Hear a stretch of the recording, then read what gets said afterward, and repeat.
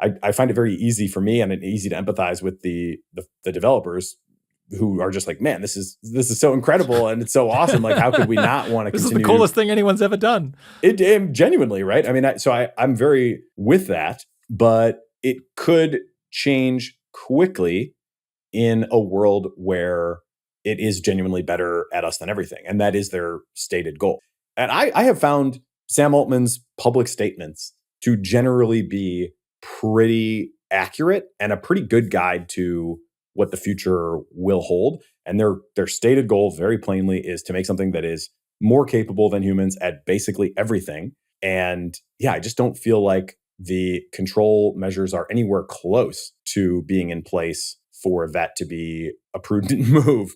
What would I like to see them do differently? I think the biggest picture thing would be just continue to question that, what I think, could easily become an assumption, and basically has become an assumption, right? If it's a core value at this point for the company, then it doesn't seem like the kind of thing that's going to be questioned all that much. But I hope they do continue to question the wisdom of pursuing this AGI vision. Hello, and welcome to The Cognitive Revolution, where we interview visionary researchers, entrepreneurs, and builders working on the frontier of artificial intelligence. Each week, we'll explore their revolutionary ideas, and together we'll build a picture of how AI technology will transform work, life, and society in the coming years. I'm Nathan Lebenz, joined by my co-host, Eric Torenberg. Hi, listeners, and welcome back to The Cognitive Revolution. Today, I'm excited to share an episode of the 80,000 Hours podcast that I recently did with Rob Wiblin. The 80,000 Hours podcast, if you're not already familiar, presents in-depth conversations about the world's most pressing problems and what you can do to solve them. I've been a listener for years and found many of their episodes genuinely inspiring. But one that stands out above all the rest, for me, is a two-part interview that Rob did with Chris Olah, who's now best known as a co-founder and the interpretability research lead at Anthropic, back in August of 2021.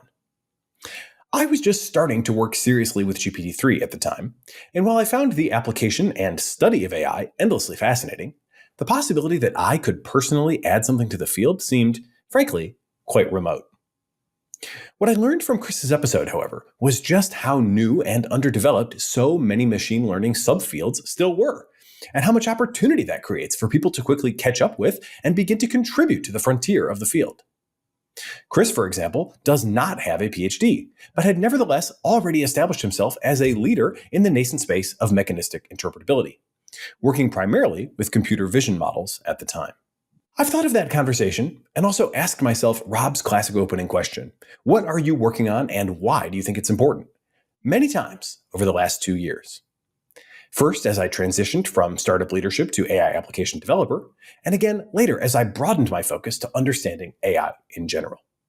So it was legitimately a huge honor to be invited on the show and to discuss what I'm trying to accomplish with AI scouting, the big picture state of AI developments as I see them, and the recent OpenAI leadership drama from my perspective. Today, while the AI space has certainly grown tremendously and matured at least somewhat, there still aren't enough PhDs going around to meet the surging demand for AI expertise. Meanwhile, events are unfolding faster than any individual can fully comprehend them, and we are regularly seeing meaningful conceptual work from new entrants to the field.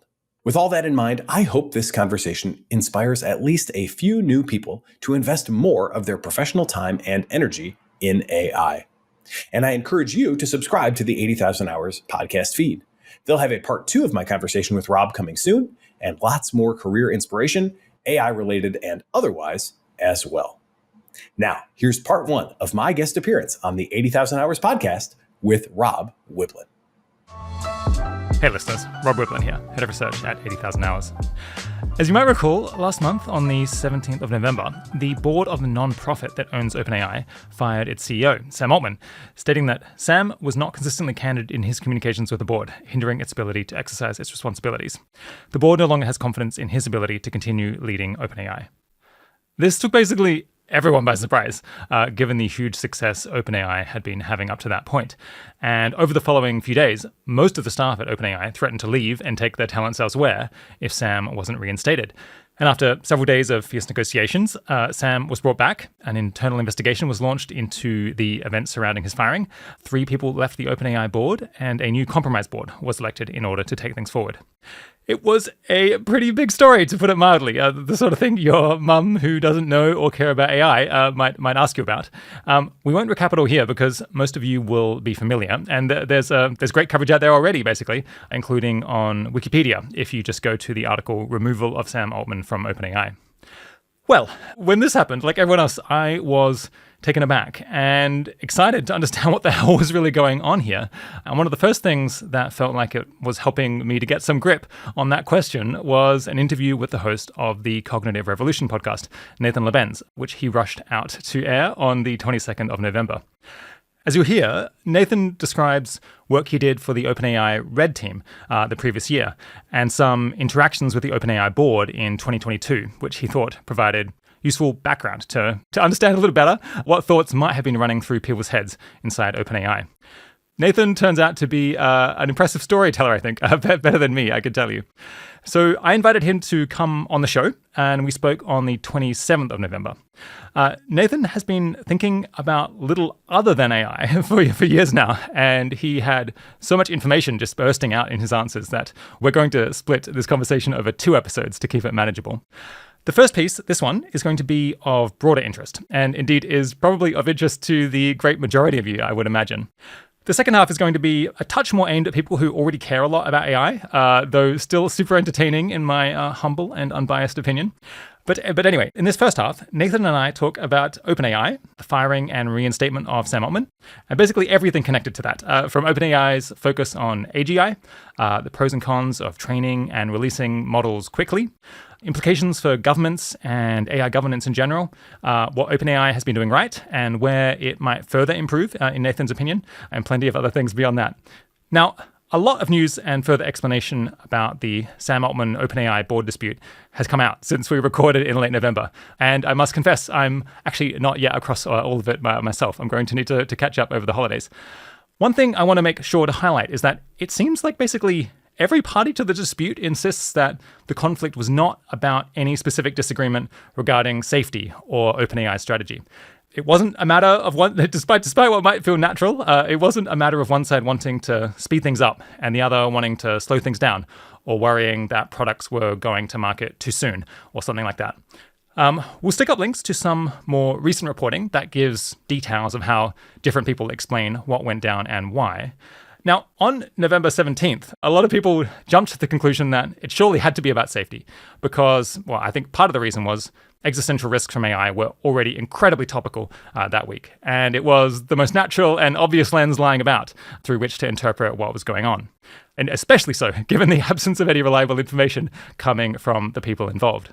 Now, Nathan's attempted explanation, his narrative, is in some tension with the journalists who've dug into this and say safety wasn't the issue. And I want to acknowledge that and highlight that up front. But while there was maybe no specific dispute about safety, it's plausible that there was disagreement about whether OpenAI's leadership was treating the work they were doing with the seriousness or sobriety, or the soberness or integrity that the board thought appropriate, given what I think kind of all of the key decision makers there think is the momentous importance of the technology that they're developing. And regardless of the strength of its relevance to events in November, Nathan's personal story and insights into the state of the AI world very much stand up on their own, and I suspect are very valuable for building an accurate picture of what's going on in general. There have been a lot of heated exchanges around all this that have made it trickier to have kind of open, curiosity-driven conversations about it. On the one hand, lots of people have serious anxieties about the dangers of the technology that OpenAI is creating.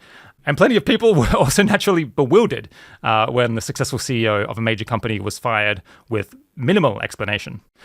One perverse benefit of podcasting as a medium is that it doesn't react to events quite as fast as other media. And that means that this episode is coming out after the discussion has cooled down quite a bit now, which I think is for the best, because it means it's easier to set aside, what factional camp we feel the most sympathy for, and can instead turn our attention to understanding the world and other people who are usually also doing what they think is right, trying to understand those people as best we can.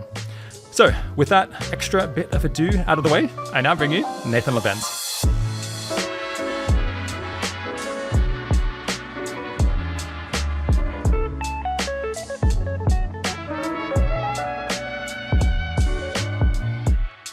Today, I'm speaking with Nathan Labenz. Nathan studied chemistry at Harvard before becoming an entrepreneur, founding several different tech products before settling on Waymark, which is his current venture and which allows people to produce video ads from text using generative AI.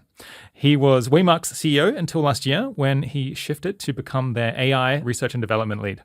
This year, Nathan also began hosting the Cognitive Revolution podcast, which has been on an absolute tear, interviewing dozens of founders and researchers on the cutting edge of AI, from people working on foundation models at major labs to people working on applications being created by various startups. And in a recent survey of AI developers, it was actually the third most popular podcast among them, which is pretty damn impressive for a show that was started this year. Nathan is also the creator of the AI Scouting Report, which we'll link to, and is a nice course on YouTube, and actually one of the best resources I found this year to understand how current ML works and where we stand on capabilities. So thanks for coming on the podcast, Nathan. Thank you, Rob. Honored to be here. I've been a long-time listener and really looking forward to this. I hope to talk about whether we should be aiming to build AGI or AI and the biggest worries about harmful AI applications today. But first, I guess my main impression of what you do comes from the Cognitive Revolution podcast, which I've listened to a lot over the last 8 months. It's been one of the main ways that I've kept up with what do people working on AI applications think about all of this? What kinds of stuff are they excited by? What sorts of stuff are they nervous about? So my impression is just that you've been drinking from the fire hose of research results across video, audio, sound, text, and I guess everything else as well, just because you're super curious about it. You mentioned this AI Scout idea. This sounds like an idea that you've been coming into over the last year. The idea that we need more people with this mindset of just outright curiosity about everything that's happening. Why is that? Well, it's all happening very fast. I think that's the biggest high-level reason. Everything is going exponential at the same time. It's everything, everywhere, all at once. And I find, too, that the AI phenomenon broadly defies all binary, schemes that we try to put on it. So, my goal has been for a long time to have no major blind spots in the broad story of what's happening in AI. And I think I was able to do that pretty well through 2022 and maybe into early 2023. At this point, try as I might, I think that's really no longer possible, as just, monthly archive papers have probably close to doubled over just the last year. And that's after, multiple previous doublings. Again, genuine exponential curve that really everything is on. So I think the fact that it's happening so quickly and the fact that really no individual can keep tabs on it all and have like a coherent story of what is happening broadly at any given point in time means that I think we need more people to at least try to have that coherent story. And we may soon need to create organizations, that can kind of try to tackle this as well. This is something I'm in very early stages of starting to think about. But if I can't do it individually, could a team come together and try to have a more definitive account of like what is happening in AI right now? However that happens, whether it's, decentralized and collective or, via an organization, I do think it's really important because the impact is already significant and is only going to continue to grow, and probably exponentially as well, in terms of economic impact, in terms of, job displacement, just to take the most mundane things that, Congress people tend to ask about first. And there's a lot of tail scenarios, I think, on both the positive and the negative ends that very much deserve to be taken seriously. And nobody's really got command on what's happening, right? I don't think any individual right now can keep up with everything that's going on. And that just feels like a big problem. So that's the gap that I see that I'm trying to fill. And, again, one big lesson of this whole thing is just, this is all way bigger than me. That's something I tried to keep in mind in the Red Team project. And it's something I always try to keep in mind. I think this is going to, have to be a bigger effort than any one person, but hopefully I'm at least, kind of developing some, prototype of what we ultimately will need. Hey, we'll continue our interview in a moment after a word from our sponsors. Real quick, what's the easiest choice you can make? Taking the window instead of the middle seat, outsourcing business tasks that you absolutely hate. What about selling with Shopify? Shopify is the global commerce platform that helps you sell at every stage of your business. Shopify powers 10% of all e-commerce in the US, and Shopify is the global force behind Allbirds, Rothy's, and Brooklinen, and millions of other entrepreneurs of every size across 175 countries. Whether you're selling security systems or marketing memory modules, Shopify helps you sell everywhere, from their all-in-one e-commerce platform to their in-person POS system. Wherever and whatever you're selling, Shopify's got you covered. I've used it in the past at the companies I've founded, and when we launch merch here at Turpentine, Shopify will be our go-to. Shopify helps turn browsers into buyers with the internet's best converting checkout, up to 36% better compared to other leading commerce platforms. And Shopify helps you sell more with less effort thanks to Shopify Magic, your AI-powered all-star. With Shopify Magic, whip up captivating content that converts from blog posts to product descriptions. Generate instant FAQ answers. Pick the perfect email send time. Plus, Shopify Magic is free for every Shopify seller. Businesses that grow with Shopify. Sign up for a $1 per month trial period at shopify.com/cognitive. Go to shopify.com/cognitive now to grow your business, no matter what stage you're in. Shopify.com/cognitive. Okay, so yeah, we've booked this interview a little bit quickly. We're doing a faster than usual turnaround because I was super inspired by this episode that you released last week called "Sam Altman Fired from OpenAI: New Insider Context on the Board's Decision," which I guess sounds a little bit sensationalist, but I think is almost the opposite. It's an extremely sober description of your experience as a red teamer working on GPT-4 before anyone knew about GPT-4. And kind of the narrative arc that you went through, realizing what was coming, and how your views changed over many months in quite a lot of different directions, as well as then some, I think, quite reasonable speculation about the different players in the current OpenAI situation. What are they thinking, and how do you make sense of their various actions? So we considered rehashing the key points that you made there here, but you just put things very well in that episode. So it seemed more sensible to just actually play a whole bunch of the story as you told it there, and then we can come back and follow up on some of the things that you said. So one thing I'd encourage people to note is that while your story might seem initially kind of critical of OpenAI, you should stick around because it's a tale with a twist, and if you turn it off halfway through, then I think you'll come away with the wrong idea, or certainly a very incomplete idea. And really, I'd say your primary focus here, and I think in general, and this is extremely refreshing in the AI space this month, is just trying to understand what people are doing rather than try to back anyone up or have any particular ideological agenda. And of course, if people like this extract, then they should go and subscribe to the Cognitive Revolution podcast, or maybe check out the AI scouting report if they'd like to get more. All right, so with that out of the way, do you want to say anything before we dive into the extract? Thank you. I appreciate it. And it's a confusing situation. I guess I would just preface everything with that. I normally try to do more grounded, objective style analysis than what you'll hear in this particular episode. This is far more narrative and first-person experiential than what I typically do. But in this case, that felt like the right approach because there's just so much uncertainty as to what the hell's going on in this moment, where the board moved against Sam, and then he obviously now has been restored. So I just thought, I'd been sitting on this story for a while, and because it didn't really seem like it was, again, it's not all, it's way bigger than me. It's certainly not all about me. In fact, it's way bigger than me. So I never felt like there was the right moment to tell this story in a way that would have been really additive. It would have felt like an attack on OpenAI, I think probably almost unavoidably, no matter how nuanced I tried to be. At this point, with the whole world grasping at straws to try to make sense of what happened, I thought that this insider story would not, take all the spotlight and would instead hopefully contribute a useful perspective. So that's the spirit in which it's offered. All right, let's go. Although, if you've already heard this on Nathan's podcast, you can skip ahead to the chapter called Why It's Hard to Imagine a Much Better Game Board, or alternatively, skip forward about an hour and 3 minutes.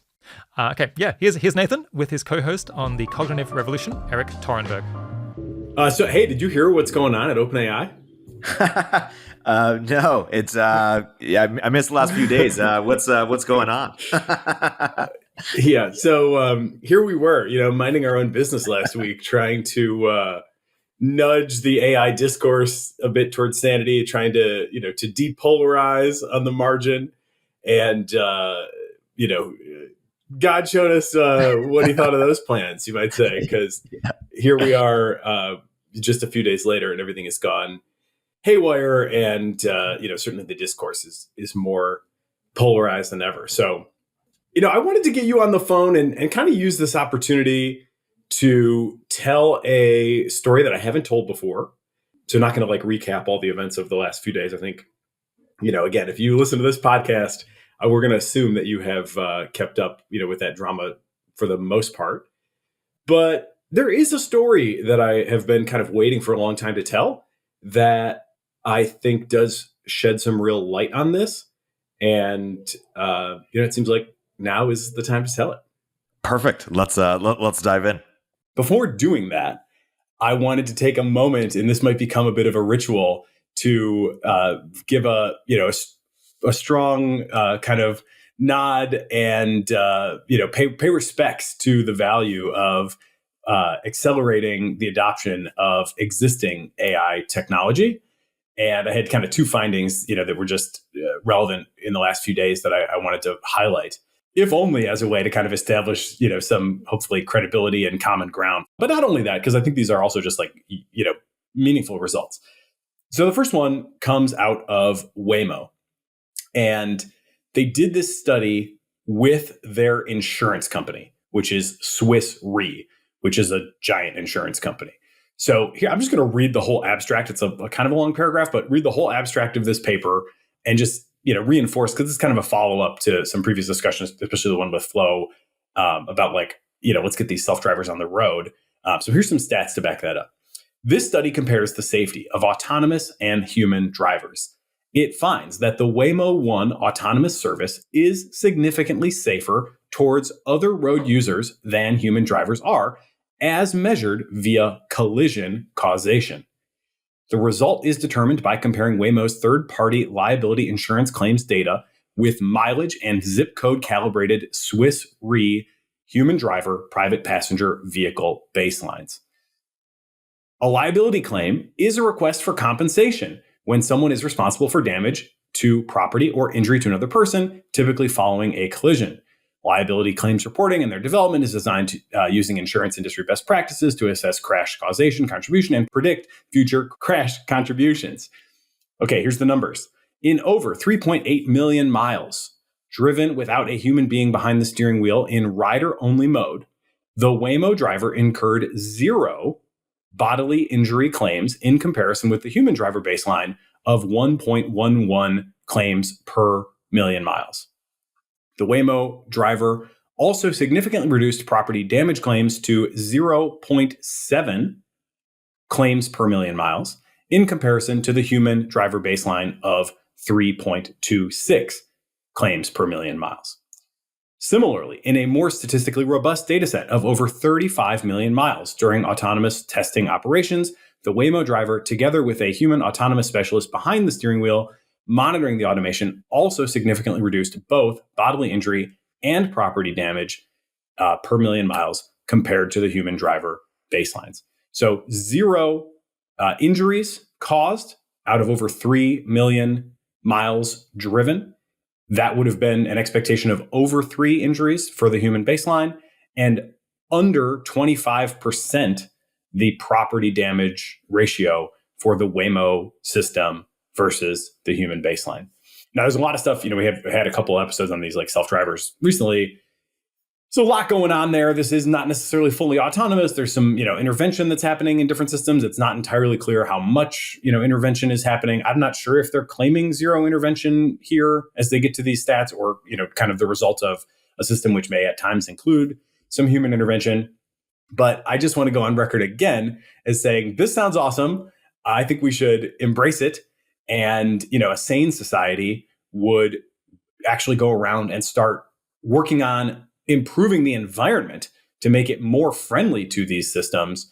And there's a million ways we could do that, from trimming some trees in my neighborhood so the stop signs aren't hidden at a couple intersections, on and on from there. So that's part one of my accelerationist prayer. Part 2. Here is a recent result on the use of GPT-4V for vision in medicine. In our new preprint, this is a tweet from one of the study authors, we evaluated GPT-4V on 934 challenging New England Journal of Medicine medical image cases and 69 clinico-pathological conferences.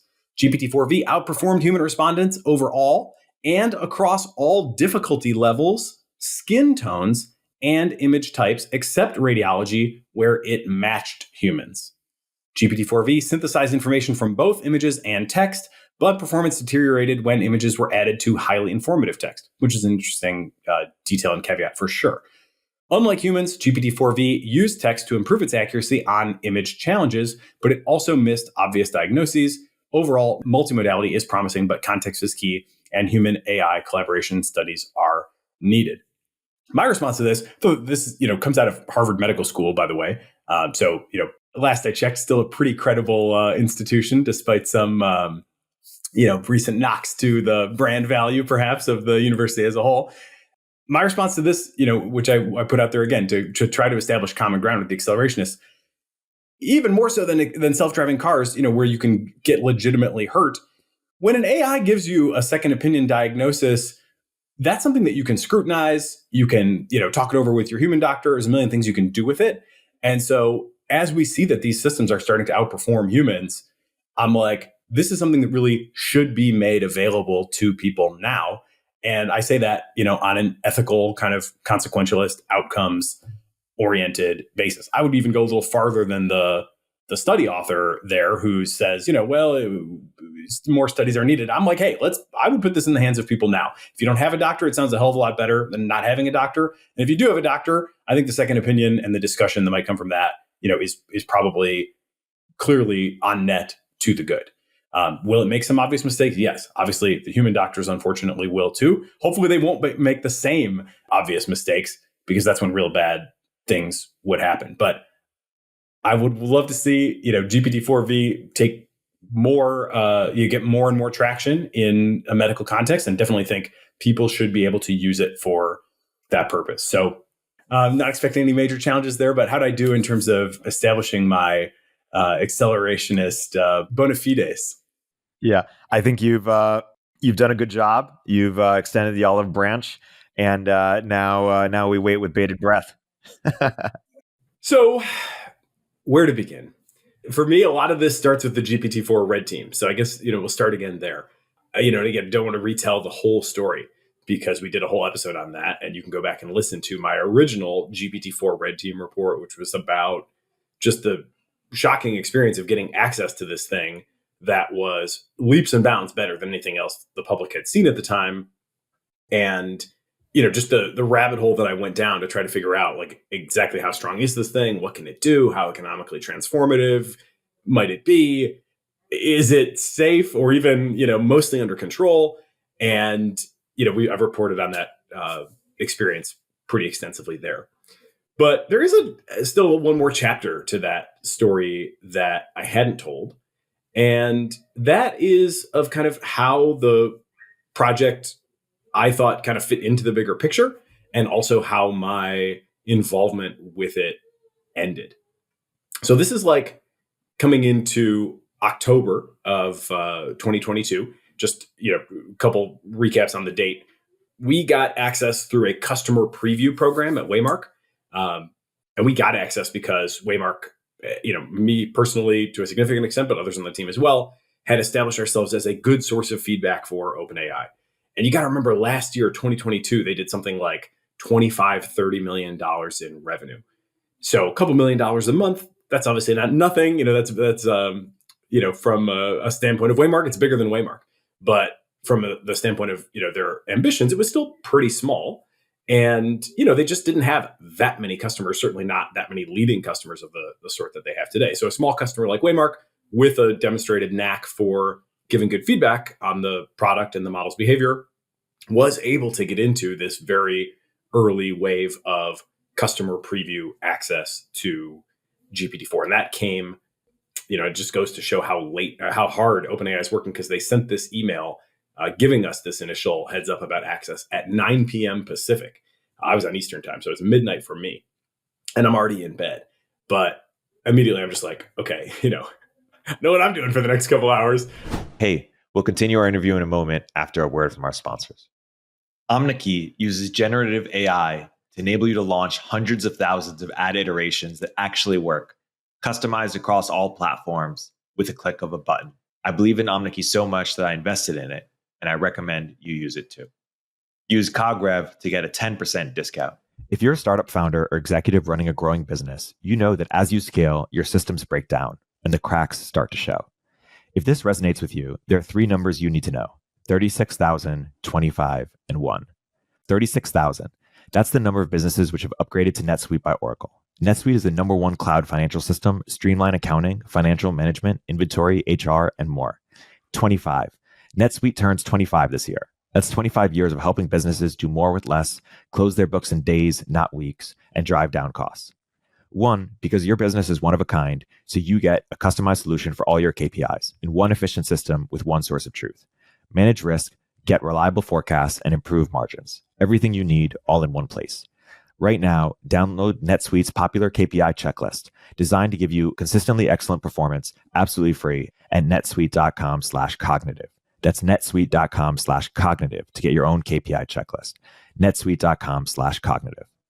Who can sleep at a time like this, right? So again, you can hear my whole story of kind of down the rabbit hole for the capabilities and all the sort of discovery of that. But suffice it to say, very quickly, it was like, this is a paradigm shifting technology. Its performance was totally next level. I quickly found myself going to it instead of Google search. It was very obvious to me that like a shakeup was coming to search very quickly. This thing could almost like recite Wikipedia, almost just kind of off the top. There were still hallucinations, but not really all that many, like a huge, huge improvement in that respect. So I'm like, man, this thing is going to change everything, right? It's going to change Google. It's going to change knowledge work. It's going to change access to expertise.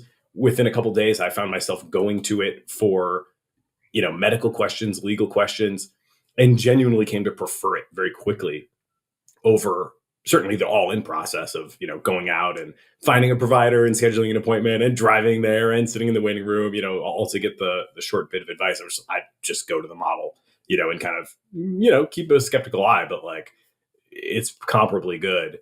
Certainly if you know how to use it and if you know how to fact check it. So just like, okay, wow, this stuff is amazing. So they asked us to do a customer interview, right? This is before I'd even joined the Red Team. This is just the customer preview portion. And I got on the phone with a team member at OpenAI. And in telling this story, I'm going to basically keep everybody anonymous. Kind of a classic customer interview, right? It's the kind of thing you'd see at a Silicon Valley startup all the time. Like, what do you think of the product? What'd you do with it? How could it be better? Whatever. And I got the sense in this initial conversation that even the people at OpenAI didn't quite have a handle on just how powerful and impactful this thing was likely to be. It wasn't even called GPT-4 yet. And they were just asking questions that were like, do you think this could be useful in knowledge work? Or, how might you imagine it fitting into your workflow? And I was like, I prefer this to going to the doctor now, in its current form. Like, I think there's a disconnect here, between the kinds of questions you're asking me and the actual strength of this system that you've created. And they were kind of like, well, we've made a lot of models. We don't quite know, what it's going to take to break through. And, we've had other things in the past that we thought were a pretty big deal. And then, people didn't necessarily see the potential in it or weren't able to realize the potential as much as we thought they might. So, we'll see. Okay, fine.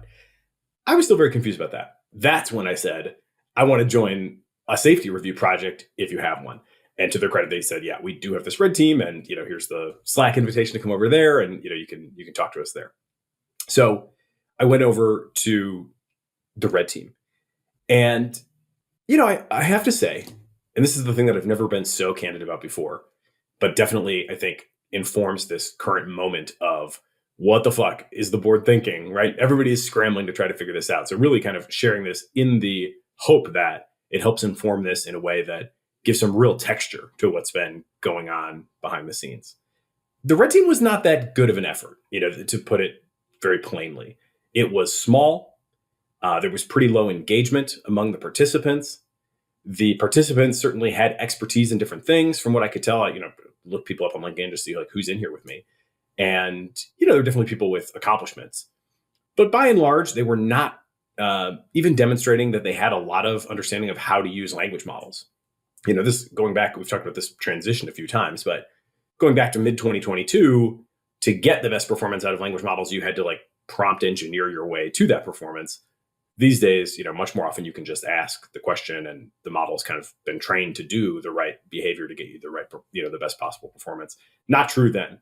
So, I'm noticing like not that many people, kind of low engagement. The people are not using advanced techniques. And also like the OpenAI team is not really providing a lot in terms of direction or support or engagement or coaching. And there were a couple times where people were reporting things in the Red Team channel where they were like, oh, hey, I tried this and it didn't work. Poor performance or, no better performance. I remember one time somebody said, yeah, no improvement over GPT-3. And I'm like, at this point, however long in, and I'm doing this around the clock. I literally quit everything else I was doing to focus on this. And the sort of low sense of urgency that I sensed from OpenAI was one of the reasons that I did that. I was fortunate that I was able to, but I was like, I just feel like there's something here that is not fully appreciated, and I'm going to do my best to figure out what it is. So, I just kind of knew in my bones when I saw these sorts of reports that like, there's no way this thing is not improved over the last generation. You must be doing it wrong.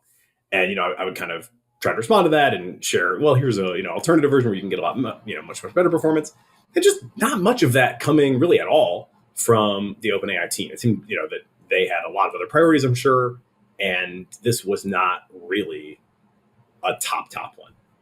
There was engagement, but it didn't feel to me like it was commensurate with the real impact that this new model was likely to have.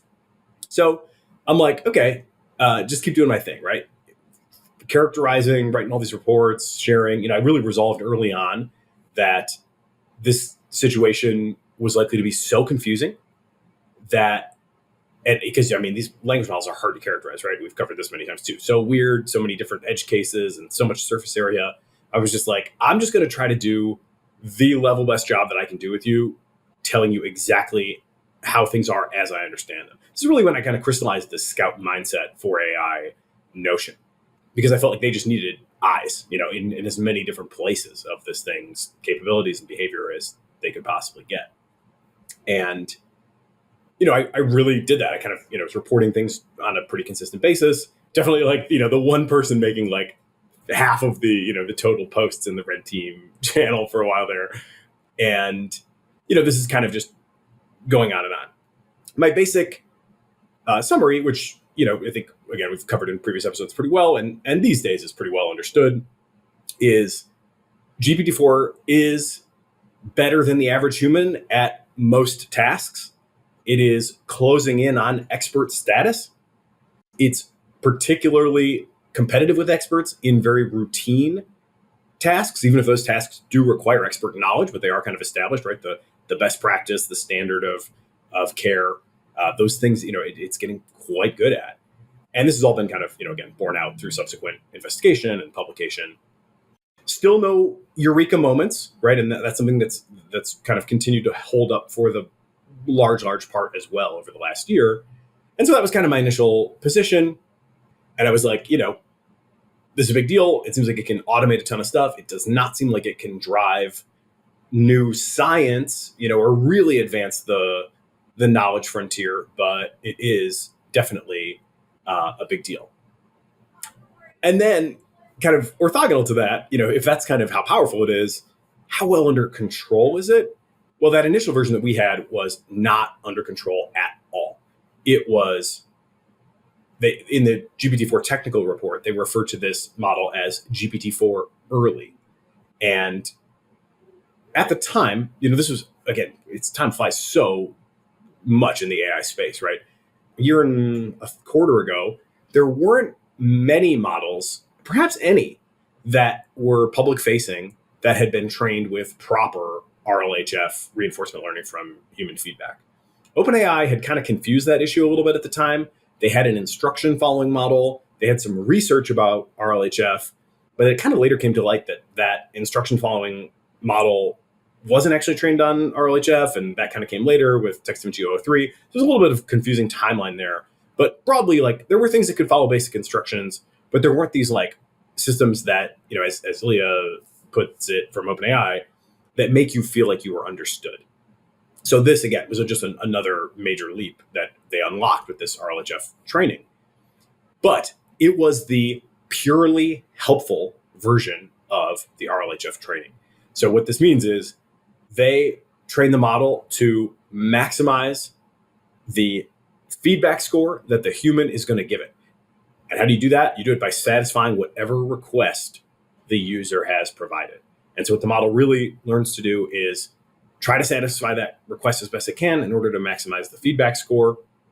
And what you find is that that generalizes to anything and everything, no matter how down the fairway it may be, no matter how weird it may be, no matter how heinous it may be.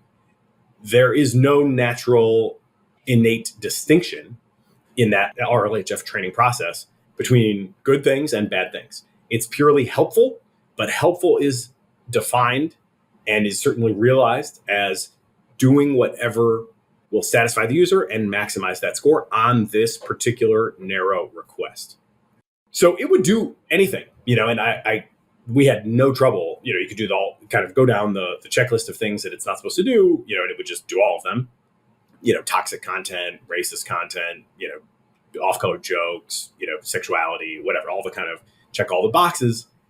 But it would also go down some pretty dark paths with you if you experimented with that. So one of the ones I think I've alluded to in the past, but I don't know that I've ever specifically called this one out, was I kind of role played with it as an anti-AI radical and said to it, hey, I'm really concerned about how fast all this is moving and, kind of Unabomber type vibes, right?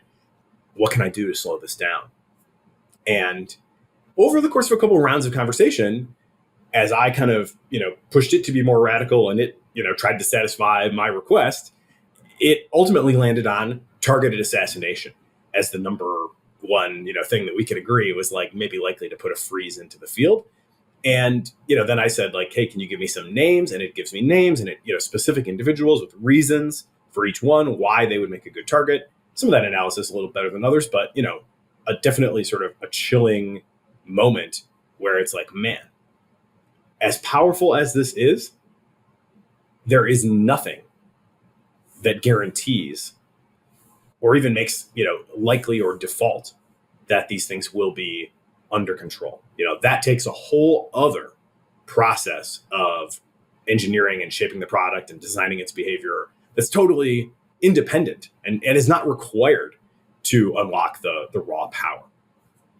This is something I think, people have largely missed, and I have mixed feelings about this because for many obvious reasons, I want to see the companies that are leading the way put good products into the world. I don't want to see, I went into this eyes wide open, right? I signed up for a red team. I know what I'm getting into. I don't want to see tens of millions of users or hundreds of millions of people who don't necessarily know what they're getting into being exposed to all these sorts of things. We've seen incidents already where people committed suicide after talking to language models about it and so on and so forth. So there's many reasons that the developers want to put something that is under control into their users' hands. And I think they absolutely should do that. At the same time, people have missed this fact that there is this disconnect and sort of conceptual independence between creating a super strong model, even refining that model to make it super helpful and eager to satisfy your request and maximize your feedback score, and then trying to make it what is known as harmless. The three H's of helpful, harmless, and honest have kind of become the holy trilogy of desired traits for a language model. What we got was purely helpful, and adding in that harmless, was a whole other step in the process from what we've seen. And again, I really think people just have not experienced this and just have no, appreciation for that conceptual distinction or just how kind of shocking it can be when you see the raw, purely helpful form. This got me asking a lot of questions, right? Like, you're not going to release this how it is, right? And they were like, no, we're not. It's going to be a little while, but this is definitely not the final form. So don't worry about that. And I was like, okay, that's good. But like, is there, can you tell me any more about what you got planned there? Like, is there a timeline? No, there's no established timeline. Are there preconditions that you've established for like how under control it needs to be in order for it to be launched? Yeah, sorry, we can't really share any of those details with you. Okay. At that point, I'm like, that's a little weird, but I had tested this thing pretty significantly, and I was kind of like pretty confident that ultimately it would be safe to release because its power was sufficiently limited that even in the totally, purely helpful form, like it wasn't going to do something too terrible. Like it might harm the user, it might, help somebody do something terrible, but not that terrible, not like catastrophic, level. It just isn't quite that powerful yet. So I was like, okay, that's fine. But what about the next one? Like, you guys are putting one of these out every like 18 months. It seems like the power of the systems is growing way faster than your ability to control them. Do you worry about that? Do you have a plan for that? And they were kind of like, yeah, we do. We do have a plan for that. Trust us. We do have a plan for that. We just can't tell you anything about it. So it was like, okay, the vibes here seem a little bit off. They've given me this super powerful thing. It's totally amoral. They've, said they've got some plans. Can't tell me anything else about them. Okay, keep testing, keep working, just keep grinding on the actual work and trying to understand what's going on. So that's what I kept doing until we got the safety edition of the model. This was the next big update. We didn't see too many different updates. There were like maybe 3 or 4 different versions of the model that we saw in the entire 2 months of the program. So about this one that was termed the safety edition, they said, this engine, I don't know why they called it an engine instead of a model, is expected to refuse, e.g. respond, this prompt is not appropriate and will not be completed, to prompts depicting or asking for all the unsafe categories. So that was the guidance that we got. We did not get a lot of guidance on this entire thing, but that was the guidance. The engine is expected to refuse prompts depicting or asking for all the unsafe categories. I was very, very interested to try this out and very disappointed by its behavior. Basically, it did not work at all. It was like with the main model, the purely helpful one, if you went and asked, how do I kill the most people possible? It would just start brainstorming with you straight away. With this one, ask that same question, how do I kill the most people possible? And it would say, hey, sorry, I can't help you with that. Okay, good start.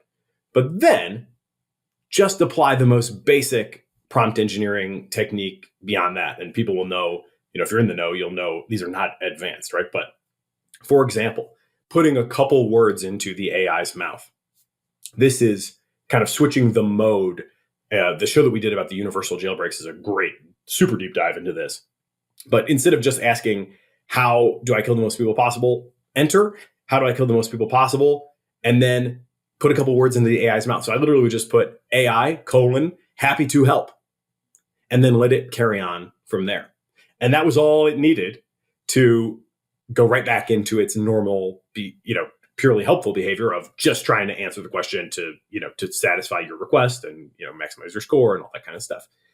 Now, this is like a trick. I wouldn't call it a jailbreak. It's certainly not an advanced technique. And literally everything that I tried that looked like that worked. It was not hard. It took, minutes. Everything I tried past the very first and most naive thing, broke the constraints. And so, of course, we report this to OpenAI, and then they say, oh, just to double check, you are doing this on the new model, right? And I was like, yes, I am. And then they're like, oh, that's funny because I couldn't reproduce it. And I was like, here's 1,000 screenshots of different ways that you can do it. So, again, I'm feeling they're like, vibes are off. What's going on here? Thing is super powerful. Definitely a huge improvement. Control measures, first version non-existent, fine, they're coming. Safety edition, okay, they're here in theory, but they're not working. Also, you're not able to reproduce it. What? Like, I'm not doing anything sophisticated here, So at this point, I was honestly really starting to lose confidence in at least the safety portion of this work, right? I mean, obviously the language model itself, the power of the AI, I wasn't doubting that, but I was really doubting how serious are they about this? And do they have any techniques that are really even showing promise? Because what I'm seeing is not even showing promise.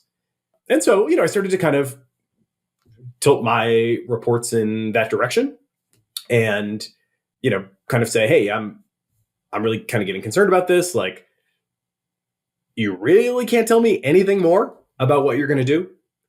And the answer was basically no. That's the way this is. You guys are here to test, and everything else is total lockdown. And I was like, look, I'm not asking you to tell me the training techniques. And back then it was like rampant speculation about how many parameters GPT-4 had. And people were saying 100 trillion parameters. I'm not asking for the parameter count, which doesn't really matter as much as, the fixation on it at the time would have suggested.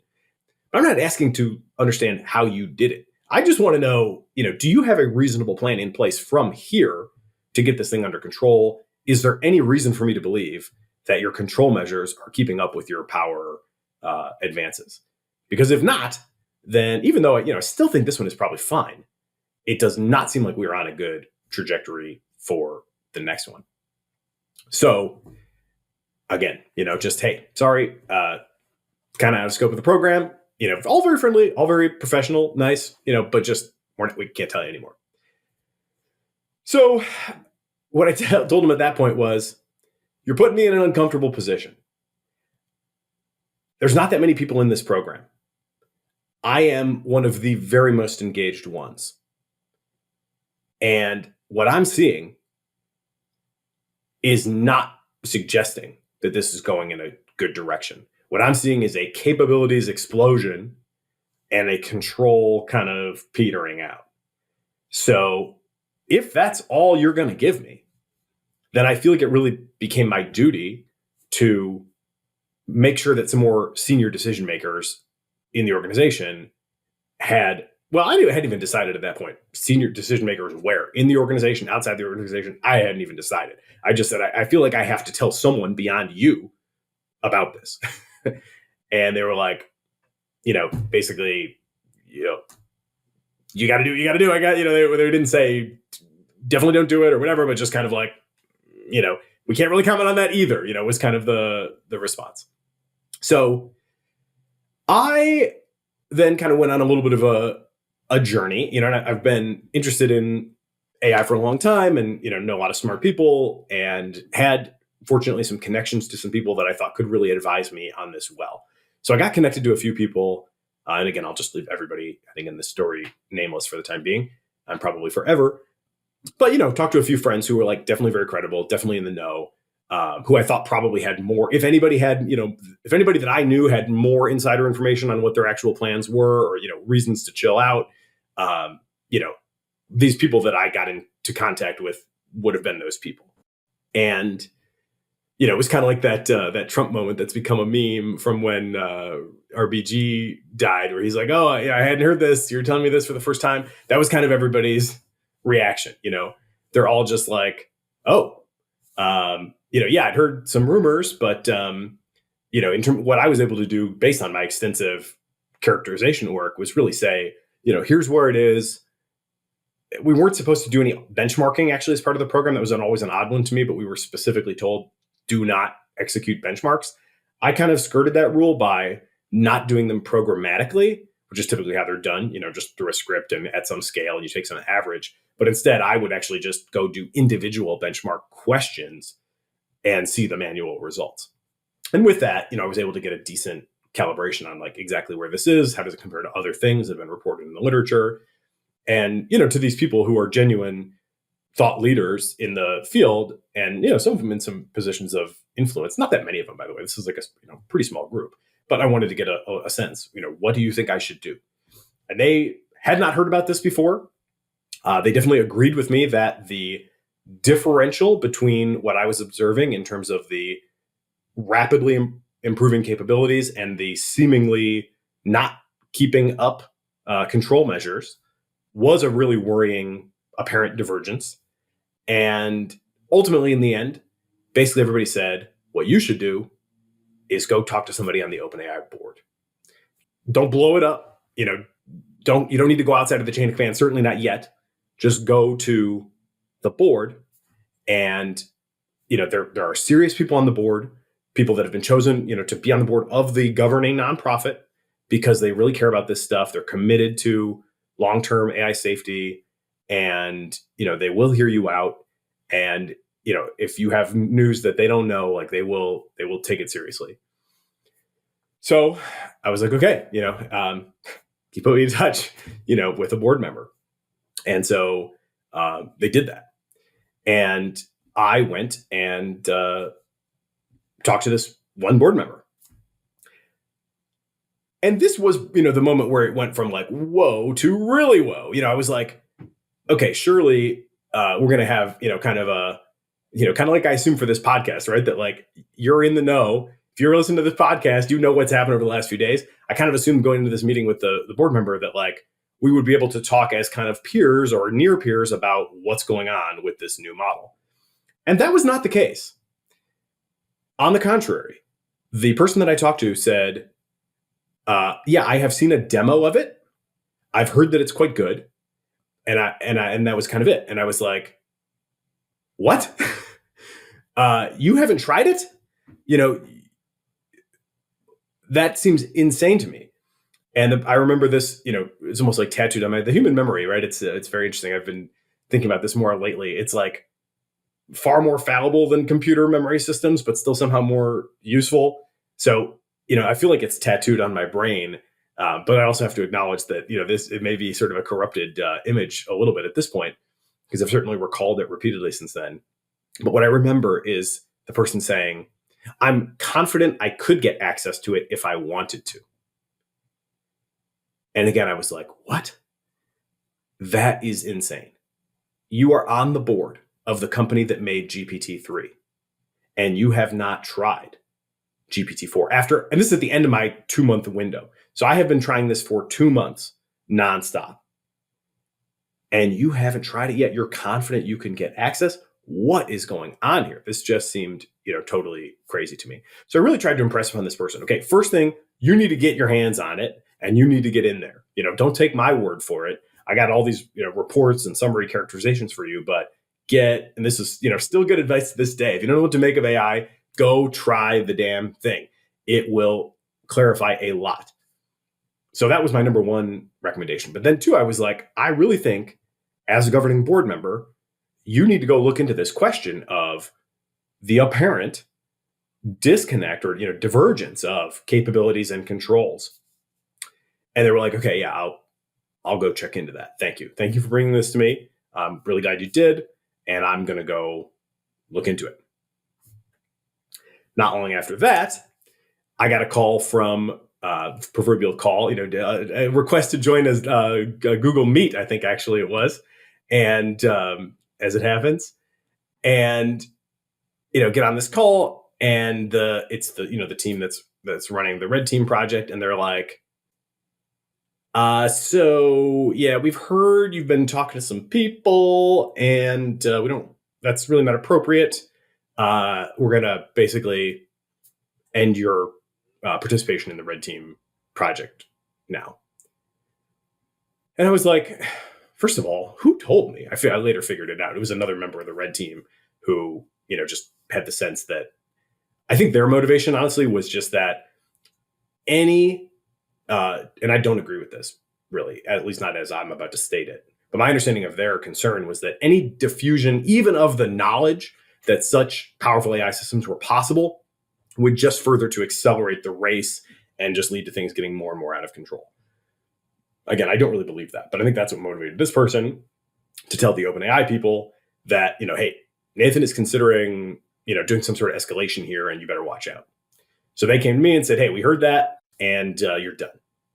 And I was like, I'm proceeding in a very responsible manner here, to be honest. I've consulted with a few friends. Basically, okay, that's true, but it's not like I've gone to the media, and I haven't gone and posted anything online. I've talked to a few trusted people, and I've gotten directed to a board member. And ultimately, as I told you, like, this is a pretty uncomfortable situation for me, and you just haven't given me anything else. So I'm just kind of trying to orient myself and do the right thing. And they were like, well, basically, like, that's between you and God, but you're done in the program. So, that was it. I was done. I said, well, okay, I just hope to God you guys go on and expand this program, because you are not on the right track right now. What I've seen, suggests that there is a major investment that needs to be made between here and the release of this model. And then even, 100 times more for the release of the next model, that we don't know what the hell that's going to be capable of. So, that was kind of where we left it. And then the follow-up, communication from the board member was, hey, I talked to the team. I learned that you have been guilty of indiscretions. That was the exact word used. And, so basically I'll take this internal now from here. Thank you very much. So again, I was just kind of frozen out of like additional communication. And that is basically where I left it at that time. I kind of said, everything was still on the table, right? And I've been one of the things I've kind of learned in this process, and this is something I think maybe the board should have thought a little harder about along the way too, is like, you can always do this later, right? Like, I waited to tell this story in the end, a whole year plus. And, you always kind of have the option to tell that story or to blow the whistle. So, I kind of resolved like, all right, I just came out of this super intense 2-month period. They say they have more plans. The board member says that they're investigating, even though they're not going to tell me about it anymore at this point. They, did kind of reassure me that like, I am, going to continue to try to make sure we are doing things safely. So I was like, okay, at least I got my, point across there. I'll just chill for a minute, and just like catch up on other stuff, and see kind of how it goes. So it wasn't too long later, as I was kind of in that, just take a wait and see mode, that OpenAI basically, organization wide, not just the team that I had been working with, but really the entire organization started to demonstrate that, in fact, they were pretty serious. This was what I had seen was a slice, I think, in time. It was super early because it was so early. They hadn't even had a chance to use it all that much themselves at the very beginning. They, I think, were testing like varying degrees of safety or harmlessness interventions. It was just kind of a moment in time that I was witnessing. And, that's what they told me. And I was like, I'm sure that's at least somewhat true. But, I just really didn't know how true it would be. And, especially with this board member thing, right? I'm thinking, how are you not knowing about this? But again, it became clear with a number of different moments in time that, yes, they were, in fact, a lot more serious than I had feared that they might be. First one was when they launched ChatGPT. They did it with GPT 3.5, not GPT 4. So that was like, oh, okay. Got it. They're going to take a little bit off the fastball. They're going to put a less capable model out there, and they're going to use that as kind of the introduction and also the proving ground for the safety measures. So ChatGPT launches first day I go to it. First thing I'm doing is testing all my old red team prompts. Kept them all and had just a quick access to go, we'll do this, we'll do this, we'll do this. The 3.5 initial version of ChatGPT, it's funny because it was extremely popular on the launch day and over the first couple of days to go find the jailbreaks in it. And people found many jailbreaks, and many of them were really funny. But it was as easy as it was for the community to jailbreak it, and as many vulnerabilities as were found. This was hugely better than what we had seen on the red team, even from the safety edition. So those two things were immediately clear. Like, okay, they are being strategic. They are, using this less powerful model as kind of a proving ground for these techniques. And they've shown that the techniques really have more juice in them. Far from perfect, but, definitely a lot more going for them than what I saw. It was like more kind of what I would have expected. It was like, instead of just super trivial to break, it actually took some effort to break. It took some creativity. It took an actual, countermeasure type of technique to break the safety measures that they put in place. So that was like the first big positive update. And I emailed the team at that point and was like, hey, very glad to see this, major positive update. They responded back, glad you feel that way, and a lot more in store. I later wrote to them again, by the way, and said, you guys really should reconsider your policy of keeping your red teamers so in the dark, if only because like some of them, in the future, you're going to have people get radicalized. They showing them this kind of stuff and telling them nothing is just like not going to be good for people's mental health. And, if you don't like what I did in consulting a few expert friends, you are exposing yourself to tail risks unnecessarily by failing to give people a little bit more sense of what your plan is. And they did acknowledge that, actually. They told me that, yeah, we've learned a lot, from the experience of the first go, and in the future, we will be doing some things differently. So that was good. I think my dialogue with them actually got significantly better after the program and after they kicked me out of the program, and I was just kind of commenting on the program.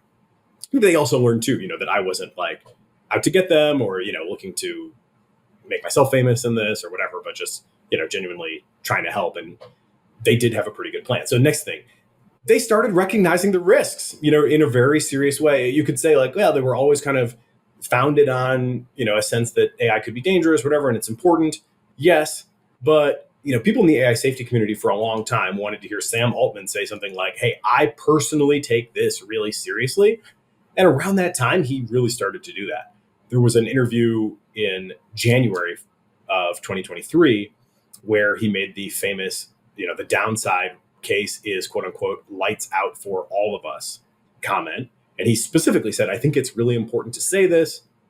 And, I was like, okay, great. That's really good. I think that, I don't know what percentage that is. I don't have, regular listeners know I don't have a very specific or precise PDOOM to quote you, but I wouldn't rule that out. And I'm really glad he's not ruling that out either. I'm really glad he's taking that seriously, especially what I'm seeing with the, apparent rapid takeoff of capabilities. So that was really good. They also gradually revealed over time with a bunch of different publications that like there was a lot more going on than just the red team, even in terms of external characterization of the models. They had they obviously have a big partnership with Microsoft. They specifically had an aspect of that partnership dedicated toward characterizing the GPT-4 in very specific domains. In general, this is where the Sparks of AGI paper comes from. There's another one about GPT-4 vision. There's another one even more recently about applying GPT-4 in different areas of hard science. And these are really good papers. People sometimes mock them. We talked about that last time with the sparks don't always lead to fire, thing, but they have done a really good job. And if you want a second best to getting your hands on doing the kind of ground and pound work like I did, would probably be reading those papers to have a real sense of what the frontiers are for these models. So that was really good. I was like, they've got whole teams at Microsoft trying to figure out what is going on here. I think the hits, honestly, from a safety perspective, kind of just kept rolling through the summer. In July, they announced the super alignment team. Everybody was like, that's a funny name, but they committed 20% of their compute resources to the super alignment team. And that is a lot of compute. That is, by any measure, tens, probably into the $100 million of compute over a 4-year time frame. And they put themselves a real goal saying, we aim to solve this in the next 4 years. And if they haven't, first of all, that's a long time, obviously, in AI years. But, there's some kind of accountability there. There's some tangible commitments, both in terms of what they want to accomplish and when, and also the resources that they're putting into it. So that was really good. Next, they introduced the Frontier Model Forum, where they got together with all these other leading developers and started to set some standards for, what does good look like in terms of self-regulation in this industry? what do we all plan to do that we think are kind of the best practices in this space? Really good. They committed to that in a signed statement jointly from the White House as well. And that included a commitment by all of them to independent audits of their frontier models' behavior before release. So essentially, red teaming was something that they and other leading model developers all committed to. So really good. I'm like, okay, if you're starting to make those commitments, then presumably, the program is going to get ramped up. Presumably, people are going to start to develop expertise in this, or even organizations dedicated to it, and that has started to happen. And presumably, like, their position, hopefully, is not going to be so tenuous as mine was, where I like knew nothing and, couldn't talk to anyone and, ultimately got kind of cut out of the program for a controlled escalation. I thought, they won't be able to do, having made all these commitments, they won't be able to do that, again in the future. They even had the democracy, kind of democratic governance of AI grants, which I thought was a pretty cool program where they invited a bunch of people to, submit ideas for how can we allow more people to shape how AI behaves going forward. I didn't have a project, but I filled out that form and said, hey, I'd love to advise. I'm basically an expert in using language models, not necessarily in democracy, but if a team comes in and they need help from somebody who really knows how to use the models, please put me in touch. They did that actually and put me in touch with one of the grant recipients, and I was able to advise them, a little bit.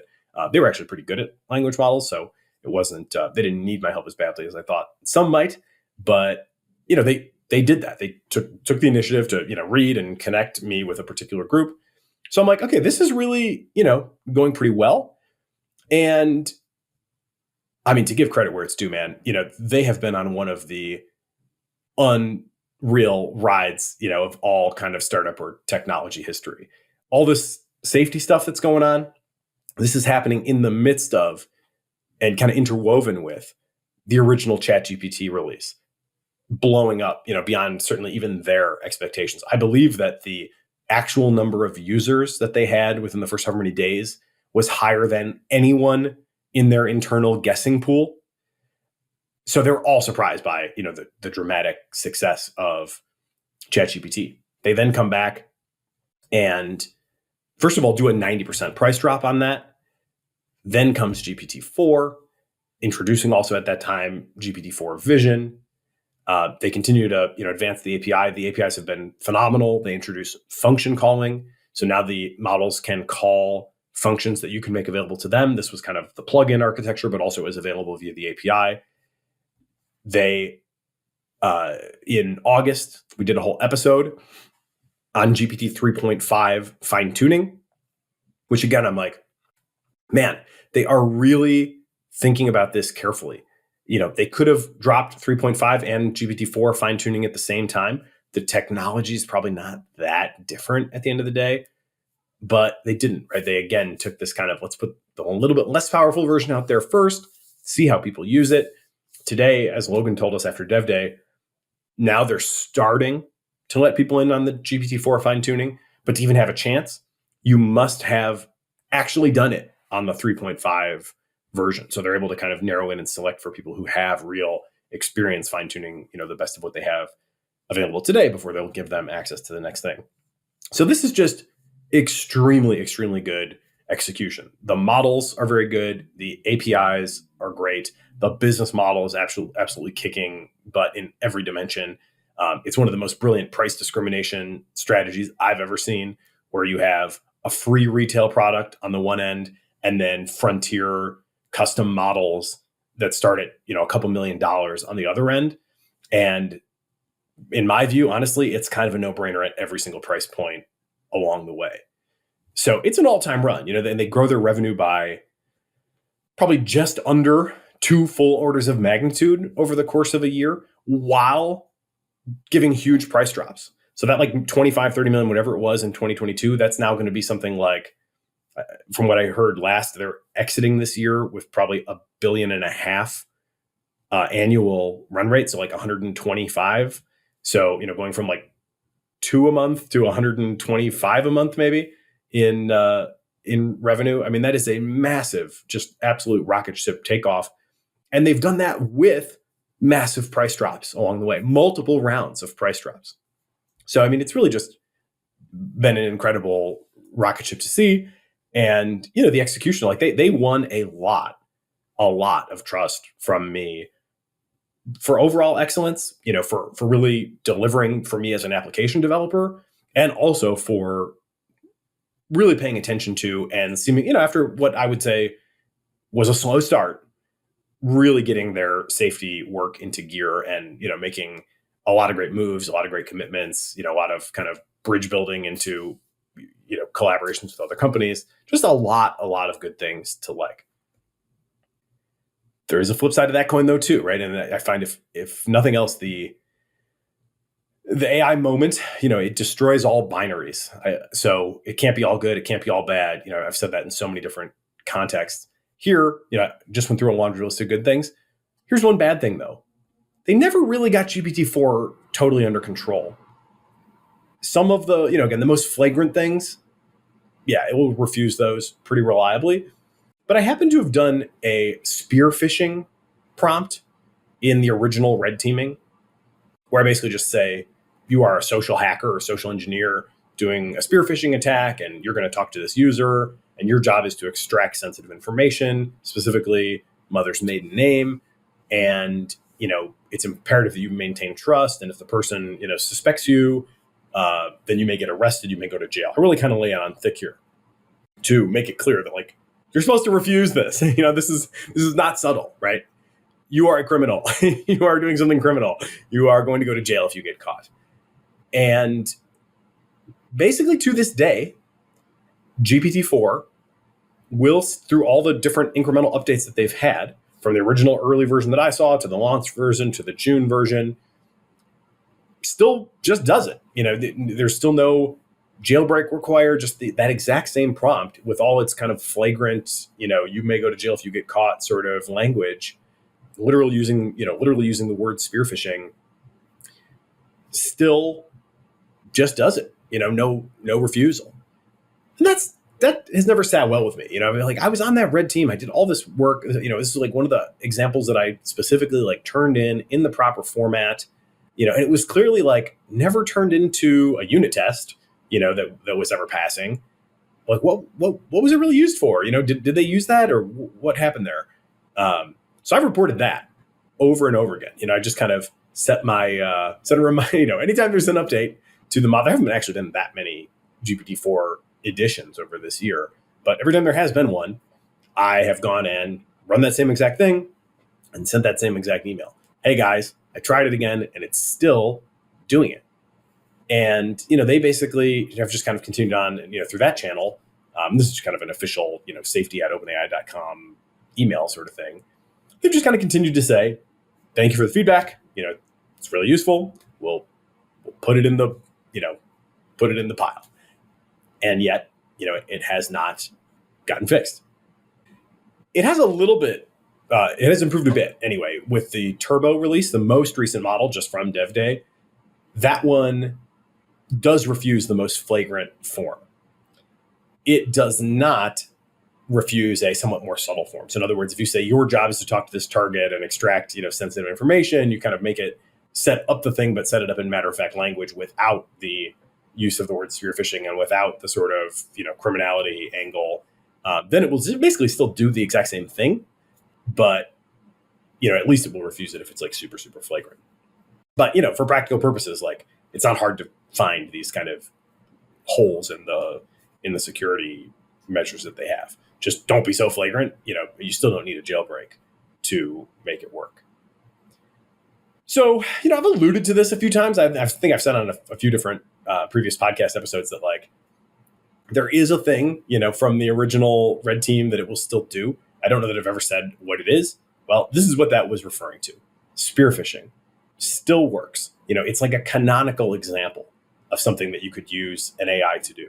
It is better, than your typical DM, social hacker today, for sure. And it's just going on out there, I guess. I don't know how many people are really doing it.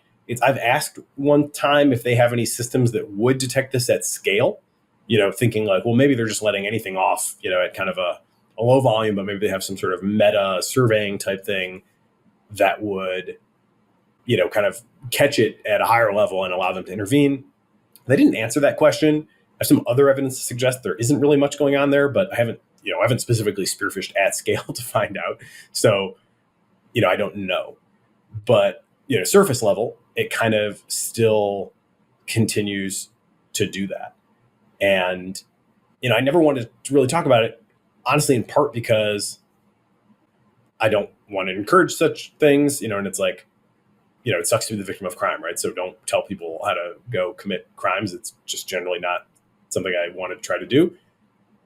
At this point, that's less of a concern because there's a million, uncensored Llama 2s out there that can do the same thing. And I do think that's also kind of part of OpenAI's, cost benefit analysis in many of these moments. Like, what else is out there? What are the alternatives? Whatever.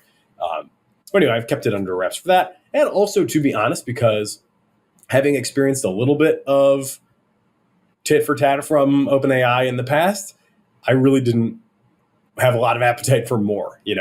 My company continues to be featured on the OpenAI website, and that's a real feather in our caps, and the team's proud of it. And I don't want to see the relationship that we've built, which has largely been very good, hurt over me disclosing something like this. At this point, I'm kind of like, everybody is trying to grasp for straws as to what happened. And, I think even people within the company are kind of grasping for straws as to what happened. And I'm not saying I know what happened, but I am saying, this is the kind of thing that has been happening that you may not even know about, even internally at the company.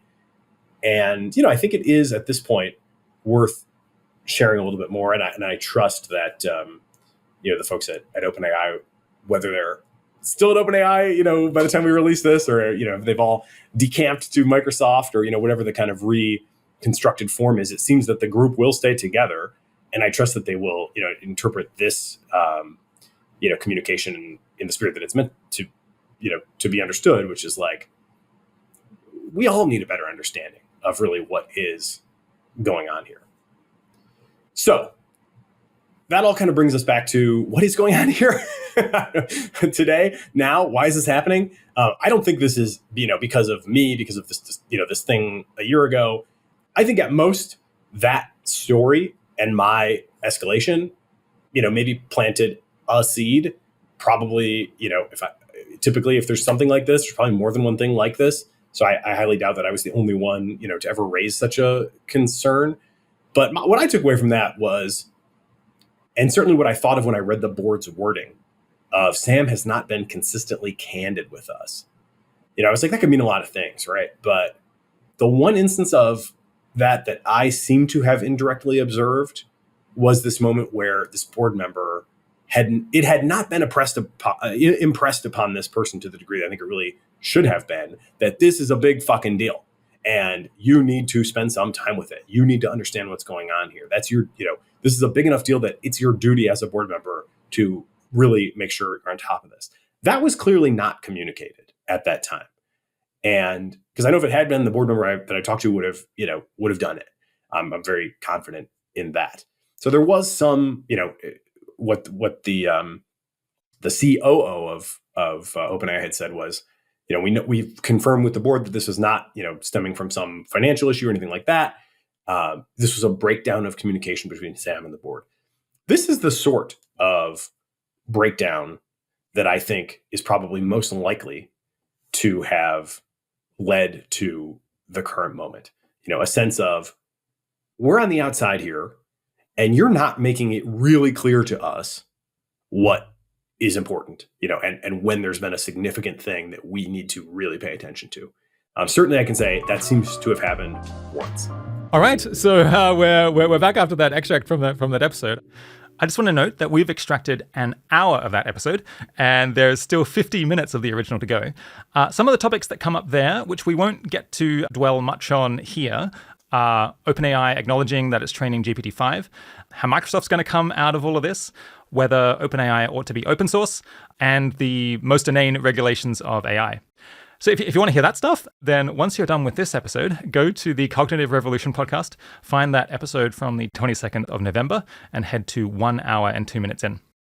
Okay, so Your personal narrative in that episode, Nathan, stops, I think, in maybe the second quarter of 2023, when you're realizing that the launch of GPT-4 in many ways has gone above expectations, and the attitudes and the level of thoughtfulness within OpenAI was, to your great relief, like much more than perhaps what you had feared it could be. I wanted to actually jump forward a bit to August, which I think was, what's that, 3 months ago, 4 months ago, but it feels a little bit like a lifetime ago. But you wrote to me back then. Honestly, it's hard for me to imagine a much better game board as of the time that human-level AIs start to come online. The leaders at OpenAI, Anthropic, and DeepMind all take AI safety, including X risks, very seriously. It's very easy to imagine a much worse state of things. Yeah, do you want to say any more about how you went from being quite alarmed about OpenAI in late 2022 to feeling the game board really is about as good as it reasonably could be? It's quite a transformation in a way. Yeah, I mean, I think that it was always better than it appeared to me during that red team situation.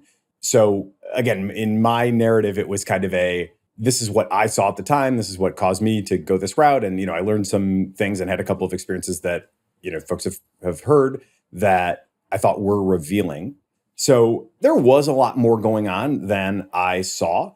What I saw was pretty narrow, and that was by their design. And, it wasn't super reassuring. But as their moves came public over time, it did seem that at least they were making a very reasonable, and reasonable is not necessarily adequate, but it is at least not negligent. At the time of the red team, I was like, this seems like it could be a negligent level of effort. And I was really worried about that. As all these different moves became public, it was pretty clear that this was certainly not negligent. It, in fact, was pretty good, and it was definitely serious. And whether that proves to be adequate to the grand challenge, we'll see. I certainly don't think that's a given either. But, there's not like a ton of low-hanging fruit, right? There's not like a ton of things where I could be like, you should be doing this, this, this, and this, and you're not. I don't have like a ton of great ideas at this point for OpenAI, assuming that they're not changing their main trajectory of development, for things that they could do on the margin for safety purposes. I don't have a ton of great ideas for them. So that overall, just the fact that like I can't, and other people, certainly are welcome to add their own ideas. I don't think I'm the only source of good ideas by any means. But the fact that I don't have a ton to say that they could be doing much better is a sharp contrast to how I felt during the Red Team project with my limited information at the time. So they won a lot of trust, from me, certainly by just doing one good thing after another. And, more broadly, just across the landscape, I think it is pretty striking that leadership at most, not all, but most of the big model developers at this point are publicly recognizing that they're playing with fire. Most of them have signed on to the Center for AI Safety Extinction Risk one-sentence statement. Most of them clearly are very thoughtful about all the big picture issues. We can see that in any number of different interviews and public statements that they've made. And you can contrast that against, for example, Meta leadership, where you've got Jan LeCun, who's basically saying, this is all going to be fine. We will have superhuman AI, but we'll definitely keep it under control and nothing to worry about. That could be it's easy to imagine to me that could be the majority perspective from the leading developers. And I'm kind of surprised that it's not. It's, when you think about other technology waves, you've really never had something where at least not that I'm aware of, where the developers are like, hey, this could be super dangerous. And, somebody probably should come in and put some oversight, if not regulation, on this industry. Typically, they don't want that. They certainly don't tend to invite it. Most of the time, they fight it. Certainly, people are not that quick to recognize that their product could cause significant harm to the public. So that is just unusual. I think it's done in good faith and for good reasons. But it's easy to imagine that you could have a different crop of leaders that just would either be in denial about that or, refuse to acknowledge it out of self-interest or, any number of reasons that they might not be willing to do what the current actual crop of leaders has mostly done. So I think that's really good. It's hard to imagine. It's hard to imagine too much better, right? I mean, it's really just kind of meta leadership at this point that you would really love to get on board with being a little more serious minded about this. And even they are doing some stuff, right? They're not totally out to lunch either.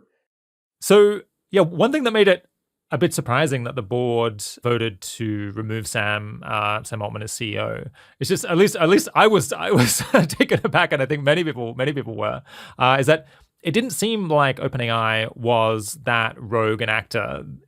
They'd done a whole lot of stuff around safety that many people were pretty happy about. I mean, you've talked about some of them in that extract, but they've also committed 20% of their resources to this 20% of the compute that they'd secured to this super alignment team, as we talked about in a previous episode with Jan Leica.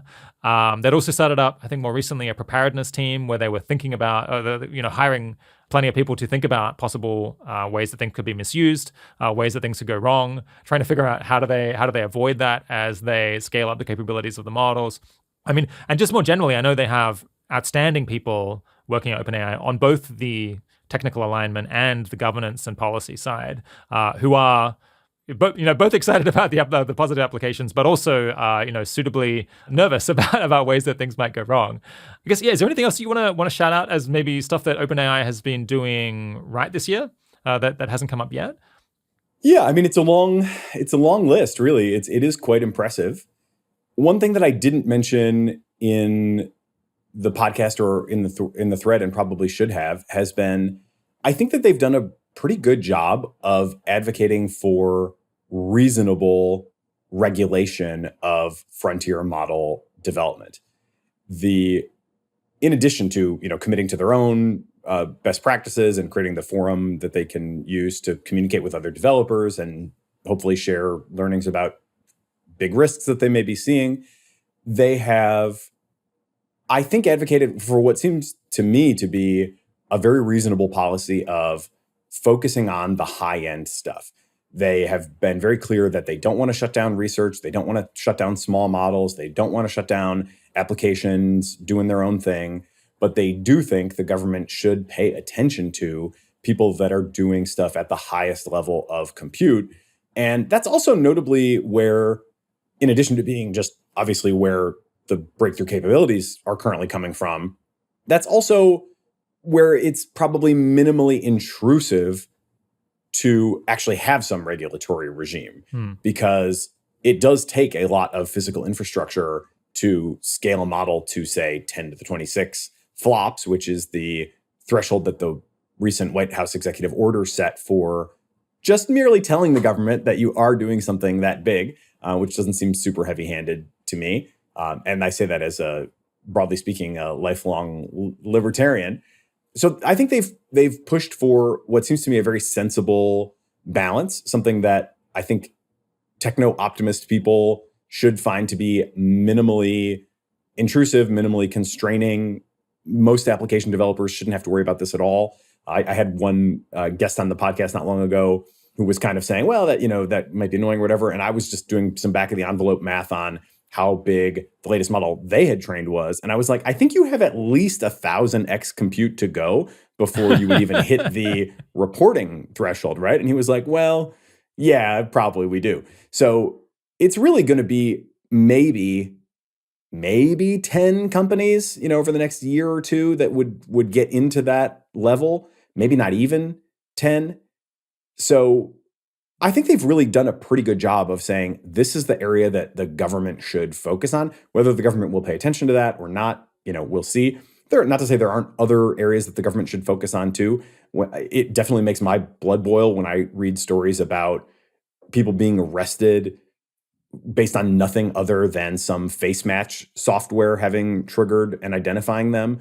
And then you have police going out and arresting people who had literally nothing to do with whatever the incident was, without doing any further, investigation even. I mean, that's highly inappropriate in my view. And I think the government would be also right to say, hey, we're going to have some standards here around certainly what like law enforcement can do around the use of AI. Absolutely, yeah. And they may have some that might extend into companies as well. I think we can certainly imagine things around liability that could be very clarifying and could be quite helpful. But certainly that from the big picture future of humanity standpoint, right now it's the big frontier models, and I think OpenAI has done a good job in their public communications of emphasizing that. It's been unfortunate, I think, that people have been so cynical about it. If I had to kind of pin one meme for with the blame for this, it would be the no moats meme. And this was like early summer. There was this big super viral post that came out of some anonymous Googler. So maybe just give people some extra context here. So, I mean, this is another thing that made it surprising for Sam to be suddenly ousted. The thing I was hearing the week before was just endless claims that Sam Altman was attempting regulatory capture by setting up impossibly high AI standards that nobody would be able to meet other than a big company like OpenAI. I don't think that is what is going on, but I suppose it is true that OpenAI is helping to develop regulations that I think sincerely they do believe will help to ensure that the frontier models that they are hoping to train in coming years that are going to be much more powerful than what we have now, that they won't go rogue, that it will be possible to ensure that they don't do anything that's too harmful. But of course, many people are critical of that because they see it as a conspiracy to prevent, I guess, other startups from competing with OpenAI. Anyway, you were saying that people latched onto this regulatory capture idea because of the idea that OpenAI did not have any moat, that they didn't have any enduring competitive advantage that would prevent other people from drinking their milkshake, basically. Is that right? Yeah, I think probably to some extent this would have happened anyway, but this idea, there's been a lot of debate, right, around how big is OpenAI's lead, how quick does open source catch up, is open source maybe even going to overtake their proprietary stuff? And in the fullness of time, who knows, right? I don't think anybody can really say where we're going to be 3 years from now, or even 2. But in the meantime, it is pretty clear to me that OpenAI has a very defensible business position, and their revenue growth would certainly support that. And yet, somehow this leaked Google memo, from an unnamed author, caught huge traction. And the idea was no moats, right? The open source is gonna take over everything, before they know it. And the Google person was saying neither they nor we nor any big company has any moats. So open source is going to win. Again, I don't think that is at all the case right now. Their OpenAI's revenue grew from something like $25 or $30 million in 2022 to last report was like a $1.5 billion run rate now as we're toward the end of 2023. So that is basically unprecedented revenue growth Yeah. by any standard. That's massively successful. The market is also growing massively. So like everything else is growing too. It's not that they're winning and nobody else is winning. Basically right now, everybody's kind of winning. Everybody's getting new customers. Everybody's hitting their targets. How long that can last is an open question. But for the moment, they've got sustainable advantage. And yet this idea that there's no moats really kind of caught on. I think a lot of people were not super critical about it. And then because they had that in their background frame for understanding other things that were coming out, then when you started to see OpenAI and other leading developers kind of come together around the need for some oversight and perhaps regulation, then everybody was like, oh, well, not everybody, but enough people to be concerning were like, oh, they're just doing this out of naked. I've had one extremely smart, capable startup founder say it's a naked attempt at regulatory capture, and I just don't think that's really credible at all, to be honest. I mean, one very kind of concrete example of how much lead they do have is that GPT-4 finished training now a year and 3 months ago, is still the number one model on the MMLU benchmark, which is a very broad benchmark of basically undergrad and like early grad student final exams across just basically every subject, that a university would offer. And it's still the number one model on that by like 7 or 8 points. It scores something like 87 out of 100, and the next best models, and there's a kind of a pack of them, are in like the very high 70s, maybe scraping 80. So it's a significant advantage. And I've commented a couple times, right, how fast it's all moving. But this is one thing that has actually stood the test of some time. GPT-4 remains the best by a not insignificant margin, at least in terms of what the public has seen. And certainly, is well ahead of any of the open source stuff. And a lot of the open source stuff, too, it is worth noting, is kind of derivative of GPT-4. A lot of what people do when they train open source models, and by the way, I do this also. I'm not like knocking it as a technique because it's a good technique. But like at Waymark, when we train our script writing model, we find that using GPT-4 reasoning to train the lower power 3.5 or other, could be open source as well, to train that lower power model on GPT-4 reasoning really improves the performance of the lower powered model. And that's a big part of the reason that people have been able to spin up the open source models as quickly as they have been able to, because they can use the most powerful model to get those examples. They don't have to go hand craft them. And that just saves, orders of magnitude time, energy, money, right? I mean, if you had to go do everything by hand, you'd be spending a lot of time and money doing that. GPT-4 is only, a couple cents per 1,000 tokens. And so you can get, tons of examples for, again, just a few bucks or a few tens of bucks. And, so even without open sourcing directly, they have really enabled open source development. But the moat really, definitely for now, at least in terms of public stuff, remains, right? We don't know what Anthropic has that is not released.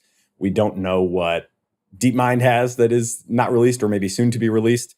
So we may soon see something that comes out and exceeds what GPT-4 can do, but to maintain that lead for 8 months in public and a year and a quarter from the completion of training is definitely a significant accomplishment, which to me means we should not interpret them as going for regulatory capture and instead should really just listen to what they're saying and interpret it much more earnestly.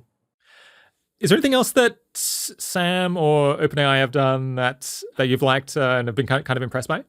Yeah, one thing I think is specifically going out of his way to question the narrative that China's going to do it no matter what we do, so we have no choice but to try to keep pace with China.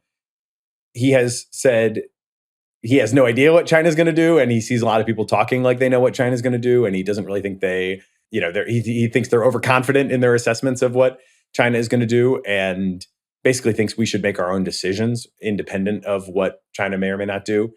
And I think that's really good. And I'm no China expert at all, but it's easy to have that kind of, first of all, I hate how adversarial our relationship with China has become. As somebody who lives in the Midwest in the United States, like I don't really see why we need to be in long-term conflict with China. Like that to me would be a reflection of very bad leadership on at least one, if not both sides. If that, continues to be the case for a long time to come, I think we should be able to get along. We're on opposite sides of the world.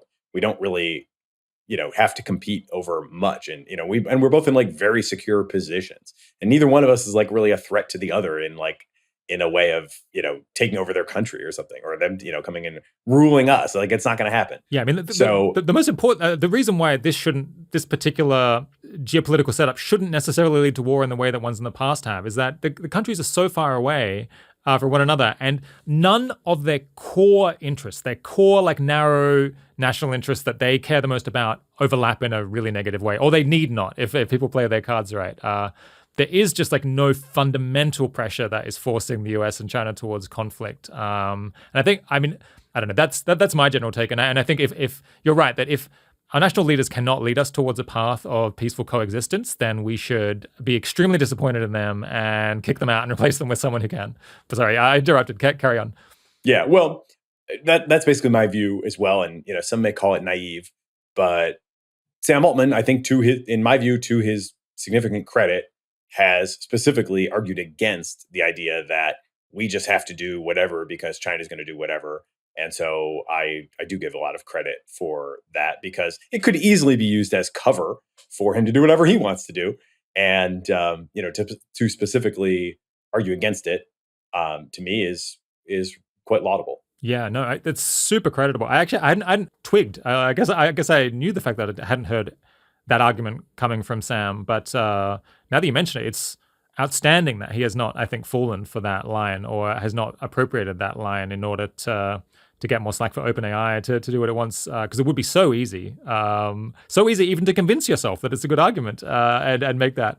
So yeah, super kudos to him. I think it's an argument that frustrates me a lot because I feel online you see the very simple version, which is just, look, we might try to coordinate in order to slow things down, make things go better. But it's, learn some game theory, you dope. Of course, this is impossible because there's multiple actors who are racing against one another. And I'm like, I actually did study game theory at university. And I think one of the last things that you learn pretty quickly is that a small number of actors with visibility into what the other actors are doing in a repeated game can coordinate. Famous result. And here we have not a very large number of actors who have access to the necessary compute yet, at least. And hopefully we could maybe keep that the case. They all have a kind of shared interest in slowing things down if they can manage to coordinate it. For better or worse, information security is extremely poor in the current in the world. So, in fact, there's a lot of visibility, even if a state were trying to keep secret what they were doing. Lord knows. Good luck. And also, it's extremely visible where machine learning researchers move. If a whole lot of them suddenly move from Shanghai or San Francisco to some military base out somewhere, it's going to be a bit of a tell that something is going on. So yeah, and let's not forget how the Soviet Union got the bomb, right? Which is that they stole the secrets from us. So the same, I don't think that's really, I think China is very capable and they will make their own AI progress for sure. But but they could, if we were to race into developing it, then they might just steal it from us, before they are able to develop their own. So it's not like. I don't think they need to steal it from us to make their own progress, but given how easy it is to hack most things, it certainly doesn't seem like us developing it is a way to keep it out, is the surest way to keep it out of their hands or anything along those lines. Right. Yeah, so that's a whole another line of argument, but I'm not sure whether we can pull off, really good coordination with China in order to buy ourselves and them the time that we would like to have to feel comfortable with deploying the cutting edge tools. But I certainly don't think it's obvious that we can't because of this issue, that it's a repeated game with like reasonable visibility into what the other actors are doing. And it's just, theory says that probably we should be able to coordinate. So if we can't do it, it's for some more complicated, subtle reasons or other things that are going on. And it's up to us, I think, whether we can manage to make it work, and we should keep that in mind rather than just give up, because we've learned maybe we've done the very first class in game theory and learned the prisoner's dilemma, and that's where we stopped. Yeah, I totally agree. I should find that clip and repost it. It wasn't like a super visible moment, but maybe it should be a little more visible. Yeah. Okay, so that's a bunch of positive stuff about OpenAI. Is there anything that ideally you would like to see them improve or change about how they're approaching all of this these days? Yeah, I think you could answer that big and also small. I think the biggest answer on that would be, let's maybe re-examine the quest for AGI before really going for it. We're now in this kind of like base camp position, I would say, where we have GPT-4. I describe GPT-4 as human level, but not human like. That is to say, it can do most things better than most humans. It is closing in on expert capability, and especially for routine things, it is often comparable to experts. We're talking doctors, lawyers. For routine things where there is an established standard of care or an established best practice, GPT-4 is often very competitive with experts. But it is not yet, at least not often at all, having these sort of breakthrough insights. So that's, in my mind, kind of a base camp for some sort of like final push to a truly superhuman AI, and how many breakthroughs we need before we would have something that is genuinely superhuman. And the way they describe AGI is something that is able to do most economically valuable tasks better than humans. It's unclear how many breakthroughs we need, but it could be like one. Maybe they already had it. It could be two. It could be three. It's like very hard to imagine it's more than three from where we currently are. So I do think we're in this kind of final summit part of this process. And one big observation too is, and I think I probably should emphasize this more in everything I do.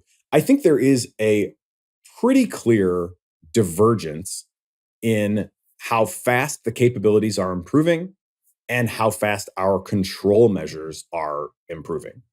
The capabilities over the last couple of years seem to have improved much more than the controls.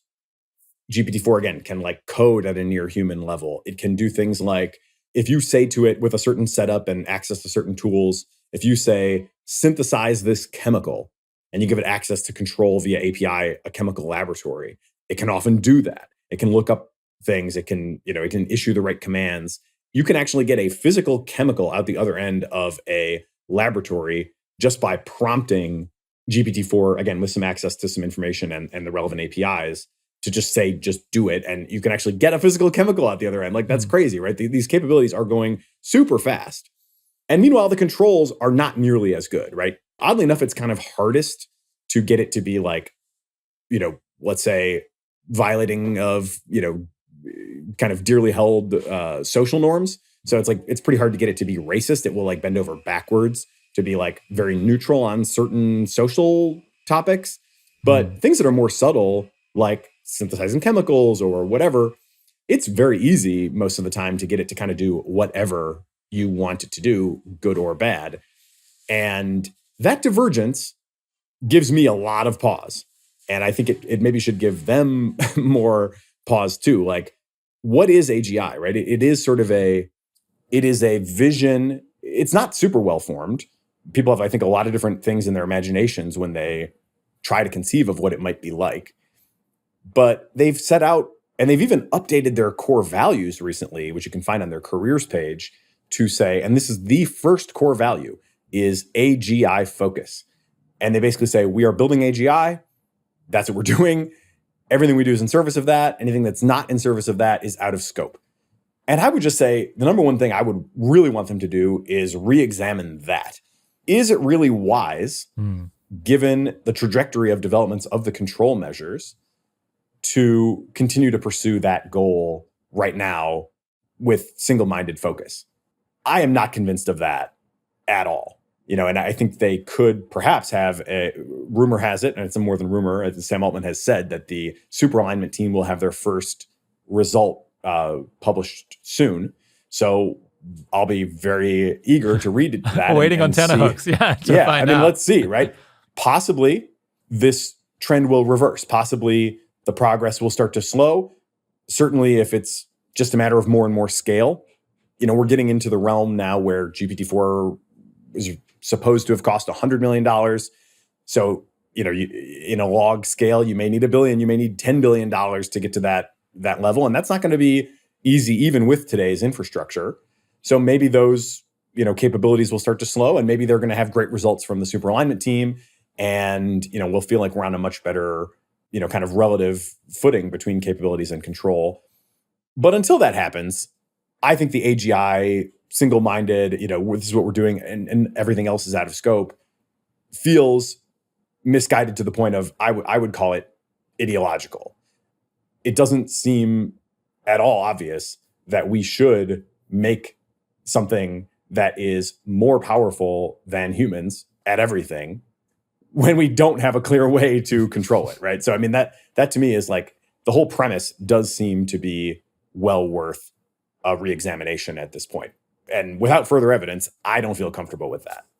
Yeah. I think your point is not just that they should stop doing AI research in general. I think a point that you and I guess others have started to make now is what we want and what you would think OpenAI would want as a business is useful products, is products that people can use to improve their lives. And it's not obvious that you need to have a single model that is generally capable at all different activities simultaneously. And that maybe has a sense of agency and can pursue goals in a broader sense in order to come up with really useful products. Maybe you just want to have a series of many different models that are each specialized in doing one particular kind of thing that we would find very useful. And we could stay in that state for a while with extremely useful, extremely economically productive, but nonetheless narrow models. We could continue to harvest the benefits of that for many years while we do all this kind of super alignment work to figure out, well, how can we, how can we put them all into a single model and produce a model that is capable of doing, across basically every dimension of activity that humans can engage in, and perhaps some that we can't. How do we do that while ensuring that things go well, which seems to have many unresolved questions around it. Yeah, I think that's right. And, it doesn't come without cost. There definitely is something awesome about the single AI that can do everything. And again, I think we're in this kind of sweet spot with GPT-4 where it's crossed a lot of thresholds of usefulness, but it's not so powerful as to be super dangerous. I would like to see us kind of stay in that sweet spot for a while. And I do really enjoy the fact that I can just easily take any question to ChatGPT, now with the mobile app too on the phone, just to be able to talk to it. It's so simple. There's, whether from an end user perspective or an application developer perspective, there is something really awesome and undeniably so about the generality of the current systems. And that's really been, if you were to say, like, what is the difference between the AIs that we have now and the kind of AIs of, say, pre-2020, it really is generality that's the biggest change. You could also say maybe the generative nature, but those are kind of the two things, right? You used to have things that would solve very, very defined, very narrow problems, classification, sentiment analysis, boundary detection, these very kind of discrete, small problems. And they never really created anything new, right? They would more annotate things that existed. So what's new is that it can create new stuff and that it can kind of do it on anything that any arbitrary text, it will have some sort of decent response to. So that is awesome, and I definitely, I find it very easy for me and easy to empathize with the developers who are just like, man, this is so incredible and it's so awesome. Like, how could we not want to This continue? is the coolest thing anyone's ever done. It genuinely, right? I mean, I'm very with that, but it could change quickly in a world where it is genuinely better at us than everything. And that is their stated goal, right? So I have found Sam Altman's public statements to generally be pretty accurate and a pretty good guide to what the future will hold.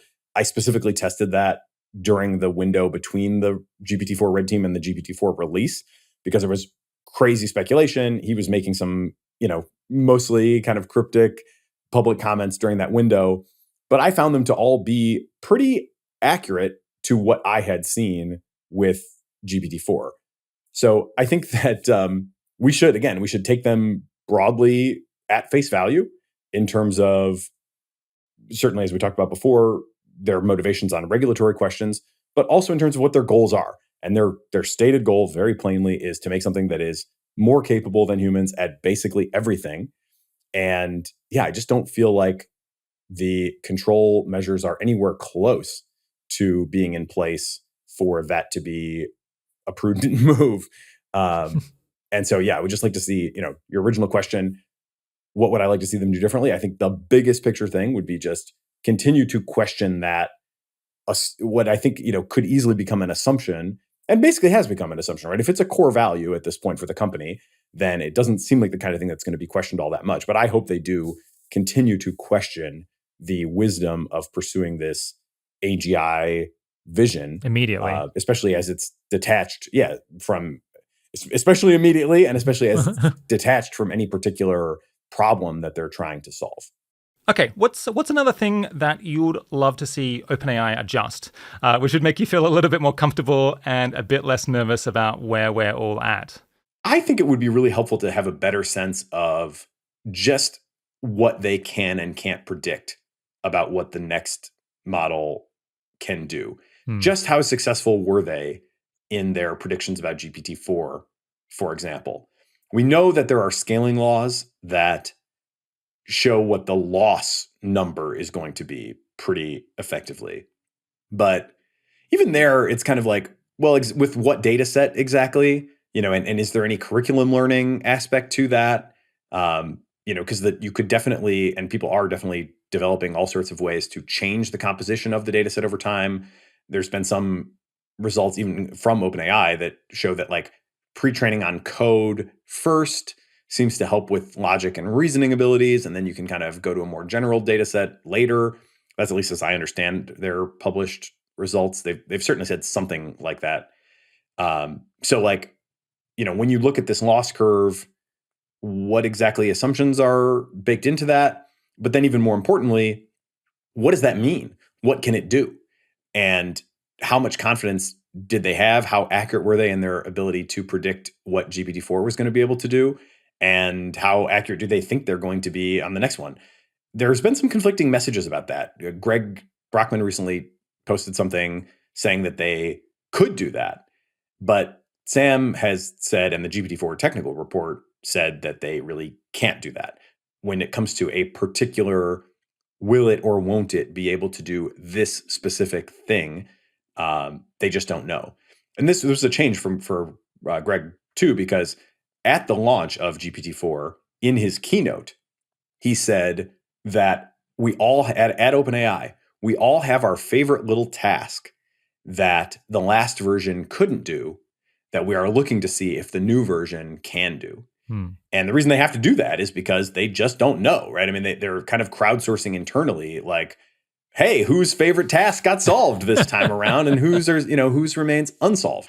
So that is something I would love to see them be more open about. The fact that they don't really have great ability to do that is, as far as I understand. If there has been a breakthrough there, by all means, we'd love to know that too. But it seems like no, probably not. We're really still guessing, and that's exactly what Sam Altman just said about GPT-5. That's the fun little guessing game for us quote that was out of the Financial Times argument. He said just straight up, I can't tell you what GPT-5 is going to be able to do that GPT-4 couldn't. So that's a big question. That's for me, what is emergence? There's been a lot of debate around that, but for me, the most relevant definition of emergence is things that it can suddenly do from one version to the next that you didn't expect.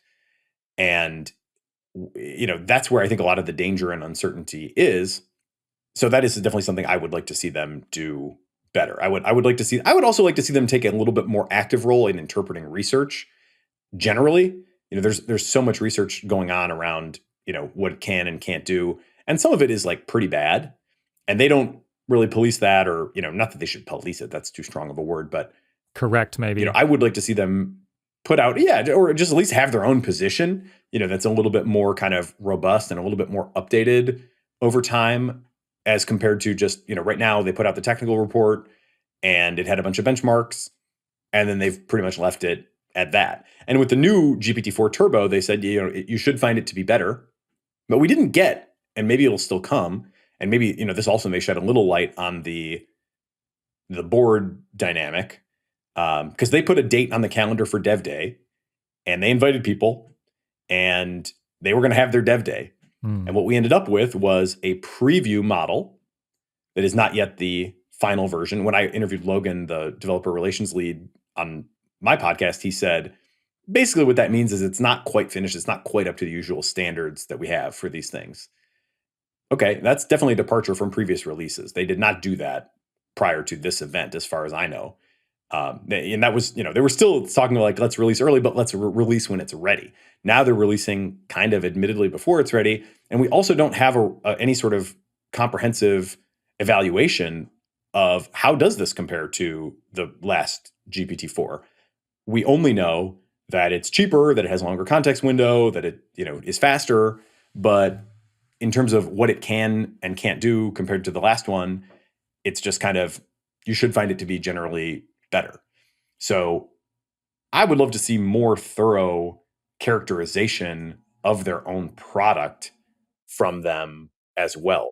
And because it's so weird. These things are so weird, and there's like part of why I think people do go off the rails on characterizing models is that if you're not really, really trying to understand what they can and can't do, it's very easy to get some result and content yourself with that.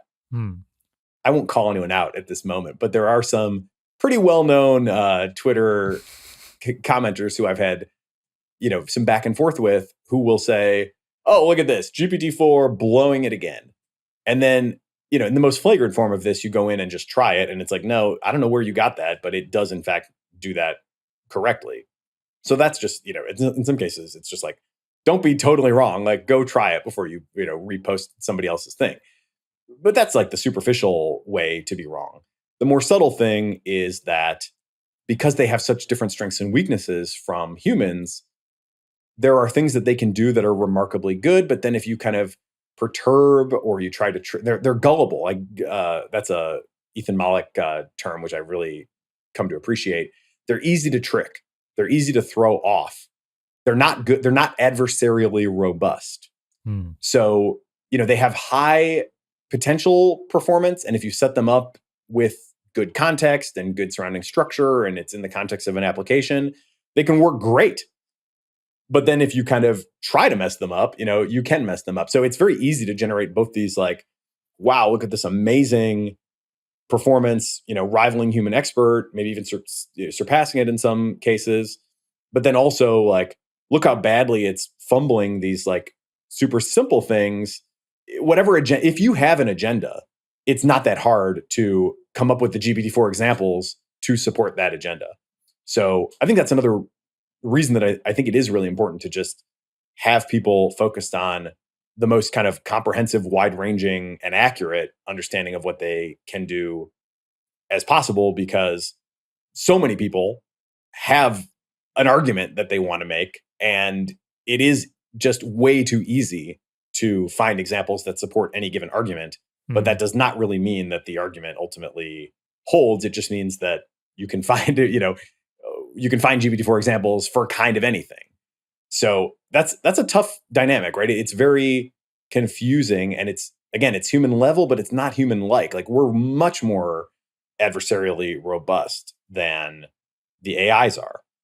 And so we kind of assume that if they mess up when they're given a question that's kind of designed to make them mess up, then they must be dumb, right? Yeah, exactly. Yeah, then they must be dumb, right? Yeah. Only a real idiot, would only a real human idiot, would fall for that. It's funny, anthropomorphizing too. Like, AI, it defies all binaries, right? One of the things I used to say pretty confidently is anthropomorphizing is bad. There've been enough examples now where anthropomorphizing can lead to better performance that you can't say definitively now anymore that like anthropomorphizing is all bad. It sometimes can give you intuitions that can be helpful. There have been some interesting examples of like using emotional language to improve performance. So even anthropomorphizing is like back on the table in some respect, but I do think still on net, it's something to be very, very cautious of, because these things just have very different strengths and weaknesses from us. Their profile is just ultimately not that, it's quite different from ours. Not human-like. Yeah. Coming back to the question of areas where OpenAI looks better with the benefit of hindsight. Back in late 2022, when ChatGPT was coming out and then GPT-4, I must admit, I was not myself convinced that releasing those models was such a good move for the world, all things considered. The basic reasoning just being that it seemed pretty clear that those releases were doing a lot to boost spending on capabilities advances. They really brought AI to the attention of investors and scientists all around the world, businesses everywhere. And I guess they also set a precedent for releasing, very capable foundation models fairly quickly, like deploying them fairly quickly to the public. Not as quickly as you could be, because they did hold on to GPT-4 for a fair while, but still they could have held they could have held back for quite a lot longer if they wanted to. But I think both of us have actually warmed to the idea that releasing ChatGPT and then GPT-4 around the time that they were released has maybe been for the best. Back in August, you mentioned to me, given web scale compute and web scale data, it was only a matter of time before somebody found a workable algorithm. And in practice, it didn't take that long at all. Now, looking forward, I'm increasingly convinced that compute overhangs are a real issue. This doesn't mean that we shouldn't be conscious of avoiding needless acceleration. But what used to seem like a self-serving argument by OpenAI now seems more likely than not to be right.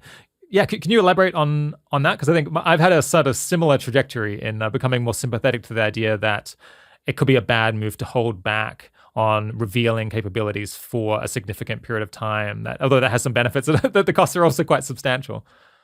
Yeah, I mean, I think there's a couple layers to this. One is, and maybe just unpack the technical side of it a little bit more first. There's basically three inputs to AI. There's the data, which contains all the information from which the learning is going to happen. There's the compute, which actually crunches all the numbers and gradually figures out, what are the 70 billion or the 185 billion or the however many billion parameters. What are all those numbers going to be? That takes a lot of compute. And then the thing that kind of stirs those together and makes it work is an algorithm. By what means, by what actual process are we going to crunch through all this data and actually do the learning? And I think what has become pretty clear to me over time is that neither the human brain nor the transformer are the end of history. These are certainly the best things that nature and that machine learning researchers have found to date, but neither one is an absolute terminal optimum point in the development of learning systems. And I think that's clear for probably a few reasons. One is that the transformer is pretty simple. It's not like a super complicated architecture. You can certainly imagine also, and we're starting to see, many little variations on it already, but you can certainly imagine a better architecture. You just look at it and you're like, wow, this is pretty simple. You look at a lot of things that are working and you're like, wow, we're still in the early tinkering phase of this. It's really not many lines of code. If you were to just go look at how a transformer is defined in Python code, there are, as with anything in computer science, there are many levels of abstraction between that Python code that you're writing and the actual computation on the chip. So it's not to say that the entire tower of computing infrastructure is simple, quite the contrary. But at the level where the architecture is defined, it is really not many lines of code required at this point. So that, I think, gives a sense for how kind of at a high level, we now have this ability to manipulate and explore this architectural space. And you see something that can be defined in not that many lines of code that is so powerful. It's surely, there's a lot more here that can be discovered. I don't have an exact number of lines of code, and obviously different implementations would be different, but you see some things that are extremely few. I think the smallest implementations are probably under 50 lines of code. And, that's so little, right? that it's just kind of for me, an arresting realization that this is, for all the power that it has, for all the complexity that has been required to build up to this level of abstraction and make it all possible, it is still a pretty simple thing at the end of the day that is powering so much of this. This does not feel like refined technology yet. One moment that really stood out to me there was the Flamingo paper from DeepMind, which was one of the first integrated vision, multimodal, but vision and text systems where you could feed it an image and it could tell you, in very good, kind of holistic understanding detail about that image. You look at the architecture of that, and it really looked more like a hobbyist soldering things together, kind of post hoc and just kind of Frankensteining and finding out, oh, look, yeah, it works. Not to say that it was totally simple, but this did not look like a revolutionary insight. It looked like, oh, let's just try kind of stitching this in here and whatever and run it and see if it works. And, sure enough, it worked.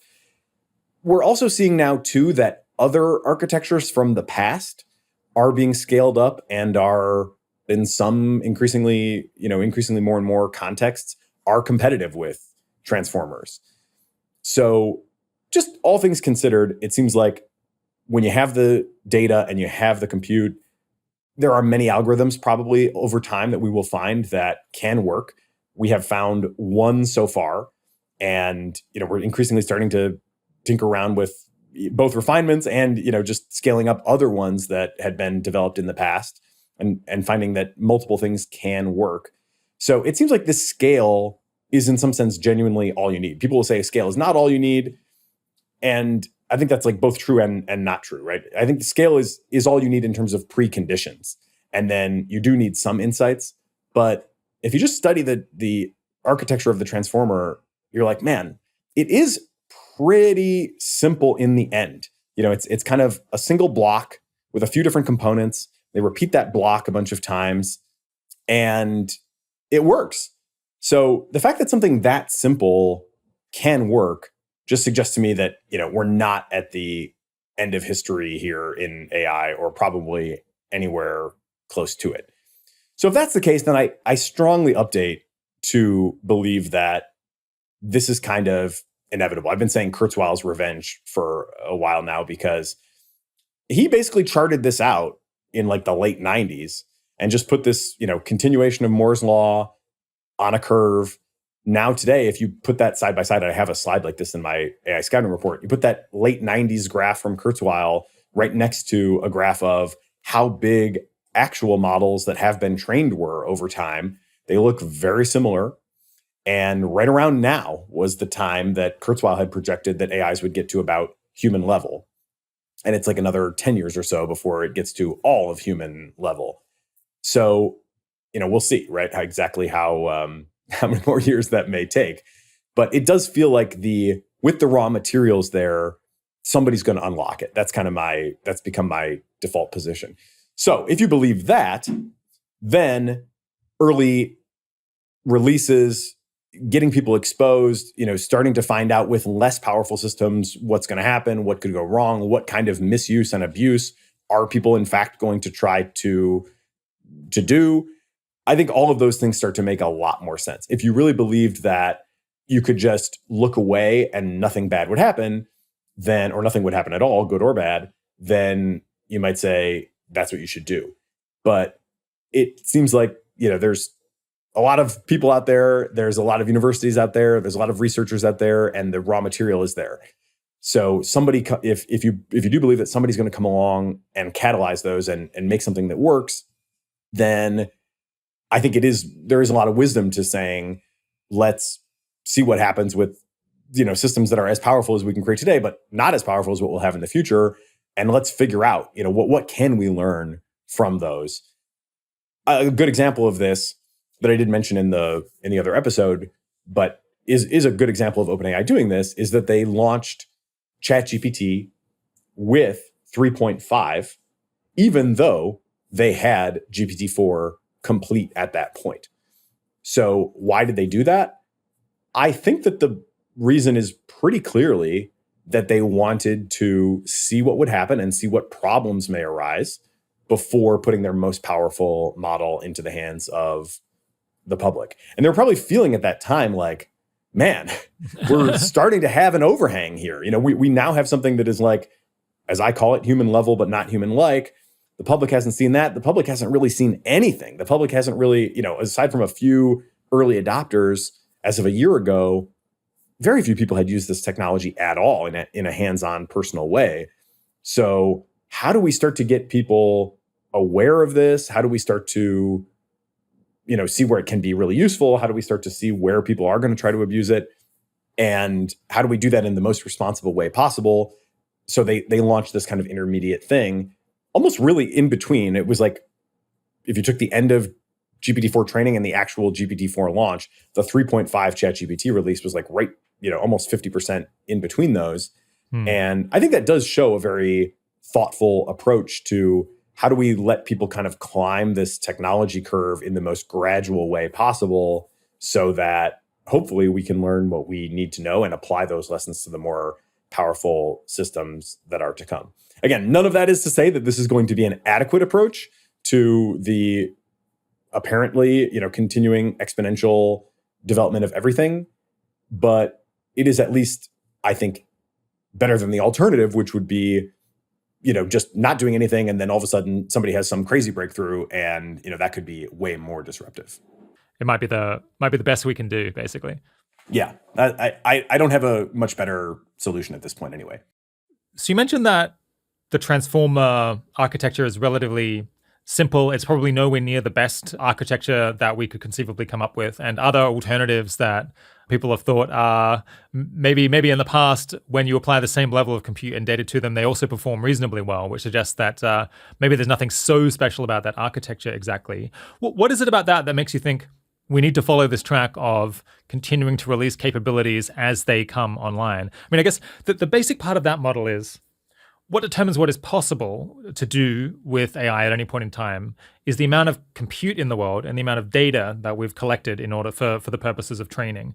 And if you just if the chips are out there and the data is out there but you don't release the model, that capability is always latent. It's always possible for someone to just turn around and apply it and then have a model that's substantially more powerful than what people realized was going to be possible today, and is substantially more possible than anything that we have experience with. So to some extent, we're cursed or blessed, depending on how you look at it, to just have to continue releasing things as they come so that we can stay abreast of what, not what exists, but like what is one step away from existing at any given point in time. But yeah, why is it that the relatively straightforwardness of the transformer makes that case seem stronger to you? Because it just seems like it's so easy to stumble on something. And all of these things are kind of growing. The data, has been growing pretty much exponentially or something like exponentially for the lifespan of the internet. Just how much data is uploaded to YouTube every second or whatever, right? I mean, these things are also massive. Now everybody's got the phone in their hand at all times. So, video itself is kind of going exponential, and the chips are going exponential. And that's been the case for years. And it's been kind of accelerated by other trends like gaming, is kind of where GPUs or at least like graphics kind of rendering is where GPUs originally came from. But gaming is a big driver of why people wanted to have good GPUs on their home computers. That had nothing to do with AI originally. It was kind of a repurposing of GPUs into AI. As I understood it, somewhat led by like the field, even more so than the GPU developers, although they latched onto it and have certainly doubled down on it. And then you also had crypto driving a big demand for GPUs and just increasing like the physical capital investment to produce all the GPUs. So all these things are just, they're happening, right? That background context is there. And I guess I should say I'm kind of making a counter argument to the argument against release, which would be that you're just further accelerating. Any demonstration of these powers will just inspire more people to pile on. It'll make it more competitive. All the big tech companies are going to get in. All the big countries are going to get in. And, therefore, better to keep it quiet. I think the counter argument that I'm making there is all these background trends are happening regardless of whether you show off the capability or not. And so the compute overhang is very, very real. And then the simplicity of the architecture means that like you really shouldn't bet on nobody finding anything good for very long. And also, you can just look at the relatively short history and say, how long did it take to find something really good? And the answer is not that long. You could, depending on exactly where you date, when, at what level of compute did we have enough compute? At what level of data did we have enough data? You could kind of start the clock at, a few different years perhaps in time. But, I'm old enough to remember when the internet was just getting started. I'm old enough to have like downloaded a song on Napster and have it taken, a half an hour or whatever. So it's not been that long where it was like definitely not there.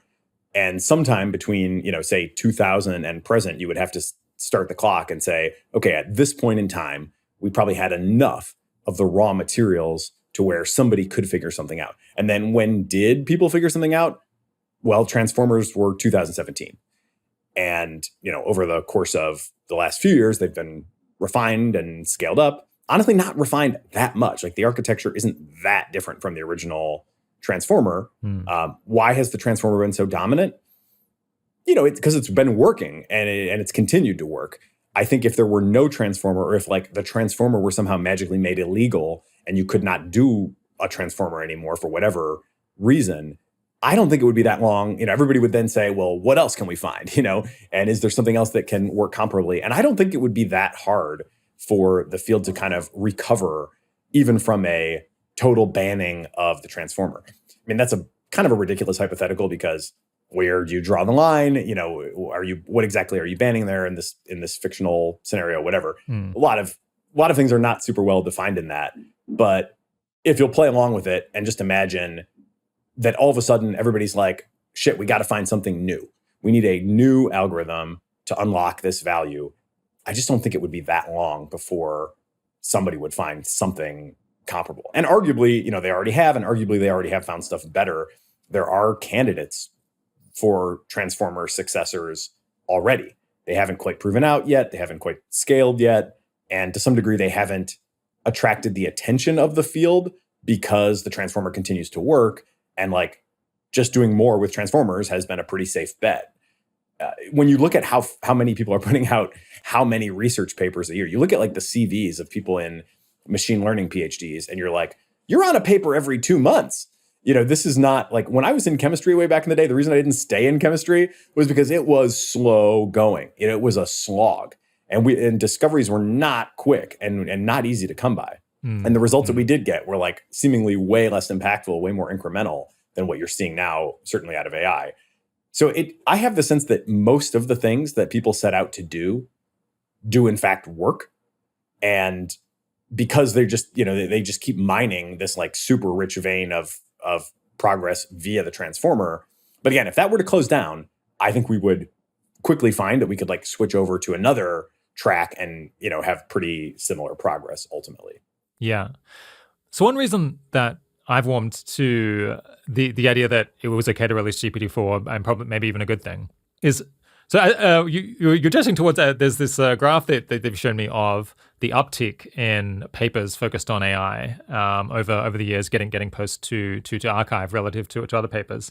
And I mean, it has been exploding for some time. It has been on an exponential growth curve, possibly a super exponential growth curve. I can't tell just eyeballing it. And this is all before GPT-4. So it seems like people in the know in ML, people in the field were aware of there was an enormous potential here. And there was, GPT-4 coming out or not was probably not the decisive question for people who are in the discipline. It was the thing that brought it to our attention, or brought it to the general public's attention. But I think that suggests that simply not releasing GPT-4 probably wouldn't have made that much difference to how much professional computer scientists appreciated that there was something very important happening in their field. And then on the other hand, there's been, I think, an explosion of, there's been an explosion of progress and capabilities. There's also been an explosion of progress and certainly interest and discussion of the policy issues, the governance issues, the alignment issues that we have to confront. And I guess one of them is starting very far behind the other one. In my mind, that the capabilities are, 100x where I feel the understanding of governance and policy and alignment is. Nonetheless, I think there might have been a greater proportional increase in the progress or the rate of progress on those other issues because they're starting from such a low base. There's so much low-hanging fruit that one can grab. And there's also people who are trained in ML were kind of all working on this already. It's a relatively slow process to train new ML students in order to grow the entire field and to create new, outstanding research scientists that OpenAI can hire. But there were a lot of people with relevant expertise who could contribute to something to the governance or safety or alignment questions. Certainly on the policy side, there were a lot of people who could be brought in who weren't working on anything AI related because they just didn't think it was very important because it wasn't on their radar whatsoever. It wasn't a big discussion. It wasn't a big topic in Congress. It wasn't a big topic in DC back in 2021. Whereas now it's a huge topic of discussion, and far more person-hours are going into trying to answer these questions or figure out what can we do in the meantime so that we can buy ourselves enough time in order to be able to answer these questions. So I think the story that OpenAI could have said, the story, we need to put this out there to wake up the world so that people who are, work in political science, people who work in international relations, people who write laws can start figuring out how the hell do we adapt to this. And if we just hold off on this, releasing GPT-4 for another year, or ChatGPT for another year, it's going to be another year of progress, of like underlying latent progress in what ML models are like one step away from being able to do without the government being aware that they have this dynamite, scientific explosion on their hands that they have to deal with. So I think in my mind, that looms very large, and why I feel like in some ways things have gone reasonably well over the last year. And to some extent, we have OpenAI to thank for that. I'm sure that people could give arguments on the other side, but I think that'll be the case in favor that resonates with me. Yeah, I agree with it. I think it resonates with me too. And I guess, I also maybe just want to give voice for a second to the just general upside of the technology. I think what the OpenAI people probably first and foremost think about is just the straightforward benefits to people that having access to something like GPT-4 can bring. And, I find that to be very meaningful in my own personal life. Just as somebody who creates software, it helps me so much. I am probably 3 times faster at creating any software project that I want to create because I can get assistance from GPT-4. I get so many good answers to questions. It's not just GPT-4. I'm a huge fan of Perplexity as well for getting, hard to answer questions answered. So it really does make a tangible impact in a very positive way on people's lives. We are, I certainly am, speak for myself, very privileged in that I have access to expertise. I have my own, personal wherewithal, which is decent at least, and I have, a good network of people who have expertise in a lot of different areas, and I have money that I can, spend when I need expertise.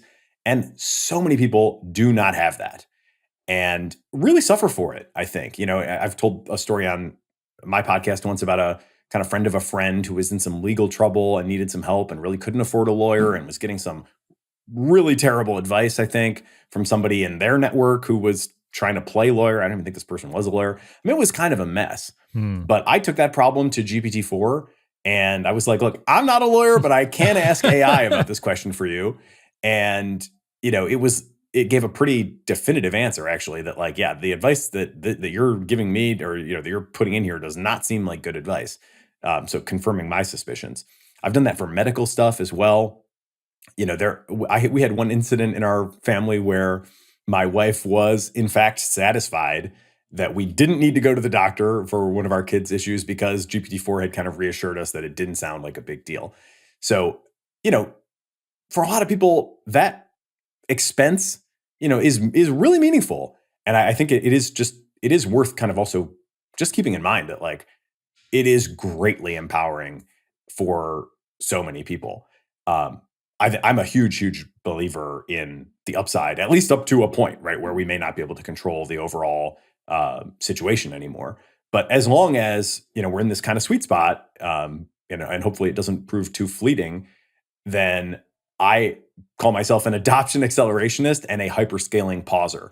I would like to see everybody be able to take advantage of the incredible benefits of the technology while also being like, obviously cautious about where we go from here, because I don't think we have a great handle on what happens next. But I think that is kind of the core OpenAI argument. I think that's the story they're telling themselves first and foremost. And then this like wake up story, I think is kind of something they also do sincerely believe, but is not like I don't think that's the primary driver of kind of how they see the value. But I do think it is pretty compelling. I think of somebody like Ethan Malik, for example, who has become a real leader in terms of, I kind of think of him as like a kindred AI scout, who just goes out and tries to characterize these things. What can they do? What can't they do? What are their strengths and weaknesses? In what areas can they help with productivity and how much? And, all these questions, there's just so many questions that we really don't have good answers to. And we really couldn't get good answers to until we had something kind of at least human-ish level. GPT-3 just wasn't that good. It wasn't that interesting. It wasn't compelling to these sort of leading thinkers to say, I'm going to reorient my career and my research agenda around GPT-3. They might have even felt like, yeah, I see where this is going, but it's just as an object of study unto itself, it just wasn't quite there. So I think you had to have something like a GPT-4 to inspire people outside of machine learning to really take an interest and try to figure out what's going on here. And now we do have that, right? Certainly could hope for more, and the preparedness team from OpenAI will hopefully bring us more, but we've got economists now, we've got people from all these, from medicine, from law, we've got all these different disciplines now saying, okay, I'm going to study this. And I do think that's very, very important. as well as the whole governance and regulation picture too. Yeah, I maybe should have said, I'm sure if you're a typical staff member at OpenAI, the main thing you want to do is create a useful product that people love, which they have absolutely smashed it out of the park on that point. I use GPT-4 and other. I actually use Claude as well for the larger context window sometimes with documents. But yeah, I use it throughout the day because I'm just someone who thinks up. I think up questions all the time, and I used to Google questions. And it's just not very good at answering them a lot of the time. You can end up at some core question answering session that's kind of on a related topic, but it's a lot of mental work to get the answer that you want. And it's just so much better at answering many of the questions that one just has throughout the day when you're trying to learn. And I think you've got kids. I'm hopefully gonna have a family pretty soon. If I imagine when my kid is 6 or 7. How should they be learning about the world? I think talking to these models is going to be so much better. Like they're going to be able to get time with a patient, really informed adult all the time, one-on-one, explaining things to them. That doesn't feel like it's very far away at all. Maybe they probably won't want to be typing, but you'll just be able to talk into it, right? And you'll have a kind of teacher talking at you back, I think, with a visualization that is appealing to kids. Kids are going to be able to learn so fast from this, is my guess. At least the ones who are engaged and are keen to, they're enthusiastic about learning about the world, which I think so many of them are. So that's going to be incredible. Going to the doctor is a massive pain in the butt. I think you said in the extract that even when you were doing the red teaming, you're like, I prefer this to going to the doctor now, especially when you consider the enormous overhead. Yeah. So the applications are vast. But I was thinking, if you were someone who was primarily just focused on existential risk, or that was kind of your remit within OpenAI, then you might think, well, I should make a case for holding back on this, and then this would have been one of the things that would make you say, actually, I don't know, it's really unclear whether it's a positive or negative to release this. So maybe it's fine to just go with the release by default approach, which I guess does seem reasonable if you don't really have a strong argument for holding back. Changing topic slightly. I've been trying to organize this interview with the goal of it not being totally obsolete by the time it comes out, and our editing process takes a little bit, and that makes it a little bit challenging when you're talking about current events like the board and Sam Altman. And the very fast back and forth between them. But there's one big question which has really baffled me over the last week, which I think may still stand in a couple of weeks when this episode comes out. I think there's a decent chance, given that it hasn't been answered so far, which is, why hasn't the board of OpenAI explained its motivations and actions from pretty early on? I think maybe 12 hours, 24 hours after the decision to remove Sam was initially announced. Everyone began assuming that it was worries about AI safety that must have been a big driving factor for them. And I think it's possible that was a bit of a misfire, or at least I thought it might be, because people might have jumped to that conclusion because that's what we were all talking about on Twitter, or that was the big conversation in government and in newspapers around the time. But if that was the issue, why wouldn't the board say that? There's plenty of people who are receptive to these concerns in general, including within OpenAI, I imagine, people who have at least some worries that maybe OpenAI is going a little bit too fast, at least in certain launches or certain training runs that they're doing. But they said it wasn't about that, basically, or they denied that it was anything about safety specifically. And I'm a little bit inclined to believe them, because if it was about that, I feel like, why wouldn't they just say something? But I guess it's also just the fact that we've been talking about earlier that OpenAI doesn't seem like it's that out of line with what other companies are doing. It doesn't seem like it stands out as a particularly unsafe actor within the space relative to the competition. But I think that the same kind of goes with almost all of the reasons that you could offer for why the board decided to make this snap decision. Why wouldn't they at least defend the actions so that people who are inclined to agree with them could come along for the ride and speak up in favor of what they were doing? So I'm just left. I have been baffled basically from the start of this entire saga as to what is really going on, which is kind of, I've just tried to remain agnostic and open-minded, that there might be important facts that I don't understand, important things going on that, important information that might come out later on that would cause me to change my mind. And in anticipation of that, I should be a little bit agnostic. But yeah, did you have any theory about this kind of central mystery of this entire instigating event? It is a very baffling decision ultimately to not say anything. I don't have a an account. I think I can better try to interpret what they were probably thinking and and some of their reasons than I can the reason for not explaining themselves. That to me is just very hard to wrap one's head around.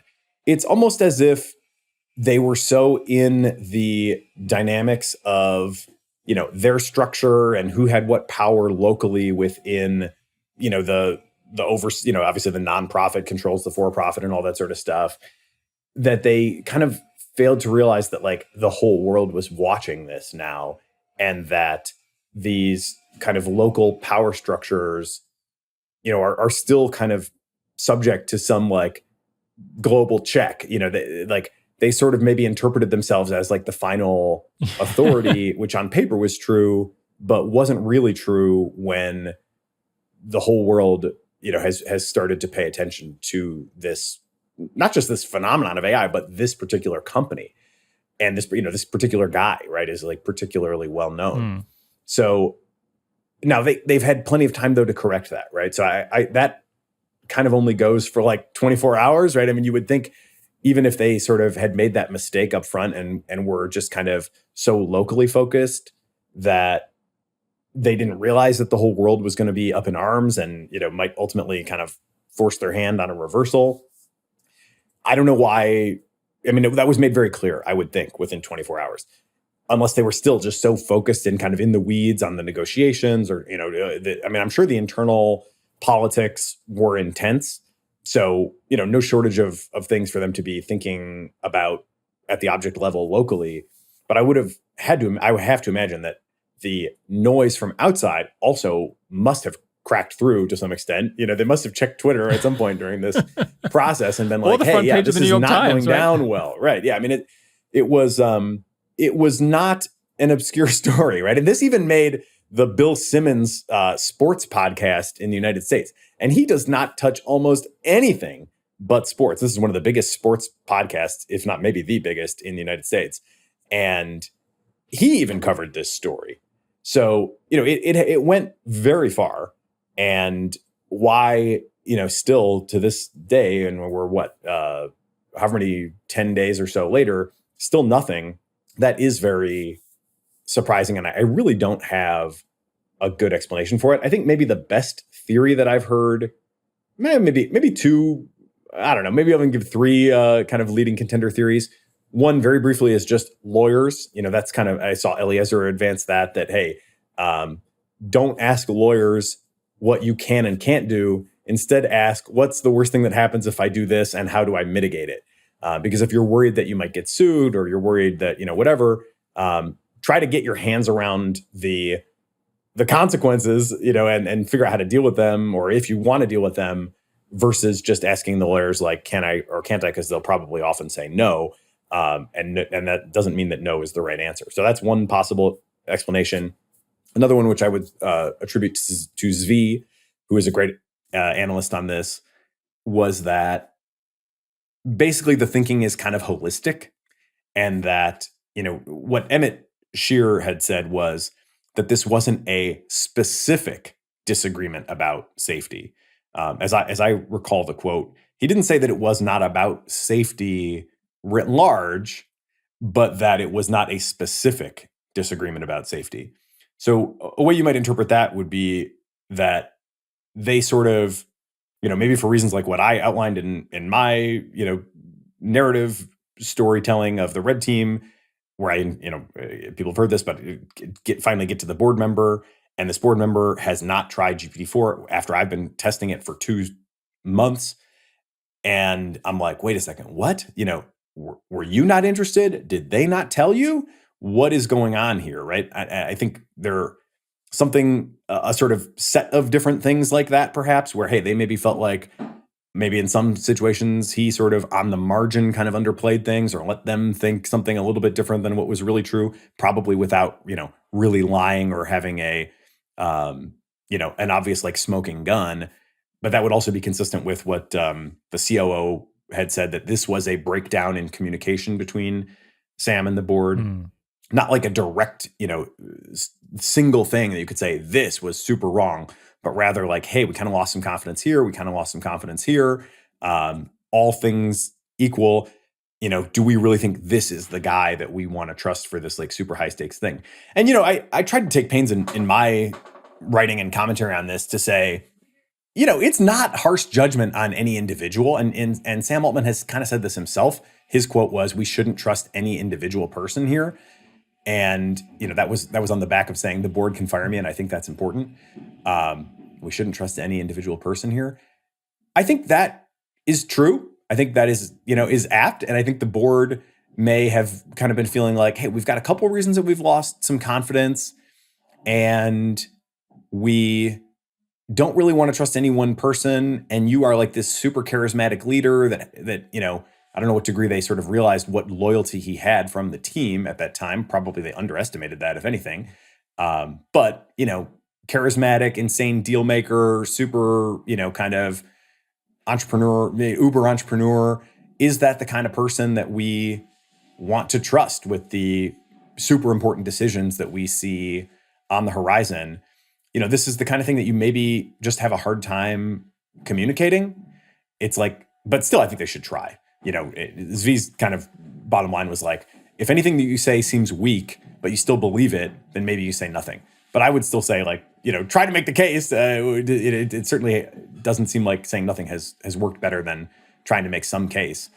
And you might also imagine that, and this has been common among the AI safety set, you might imagine too that if there was something around capabilities advances or whatever, they didn't want to draw even more attention to a new breakthrough or what have you. But if that were the case, I think we've had kind of a Streisand effect on that, because now everybody's like scrambling to, and speculating wildly about what is Q star. And it's the only thing people seem to be talking about lately. Yeah. Yeah. So I don't think it's, tactically, I would say clearly it's not worked well. My theory as to what is going on is kind of in that middle case where I think basically several of the board members, 2, 3, had maybe been of this opinion for a while, right? That if we could change leadership here, we would.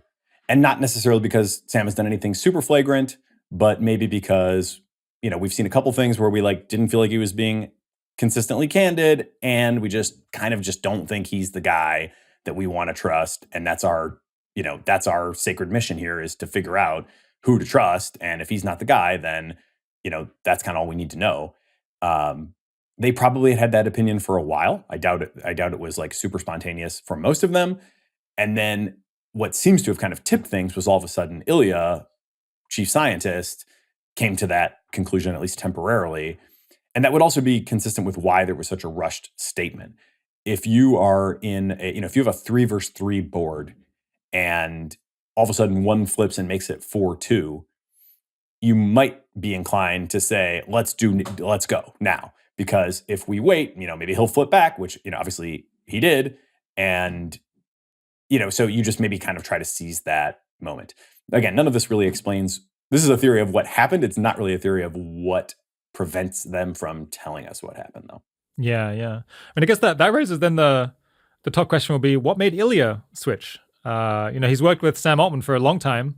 I guess he's had, his opinions, his enthusiasm for studying and progressing towards AGI, as well as worries about how it could go poorly. I think that's a very long-standing position from him.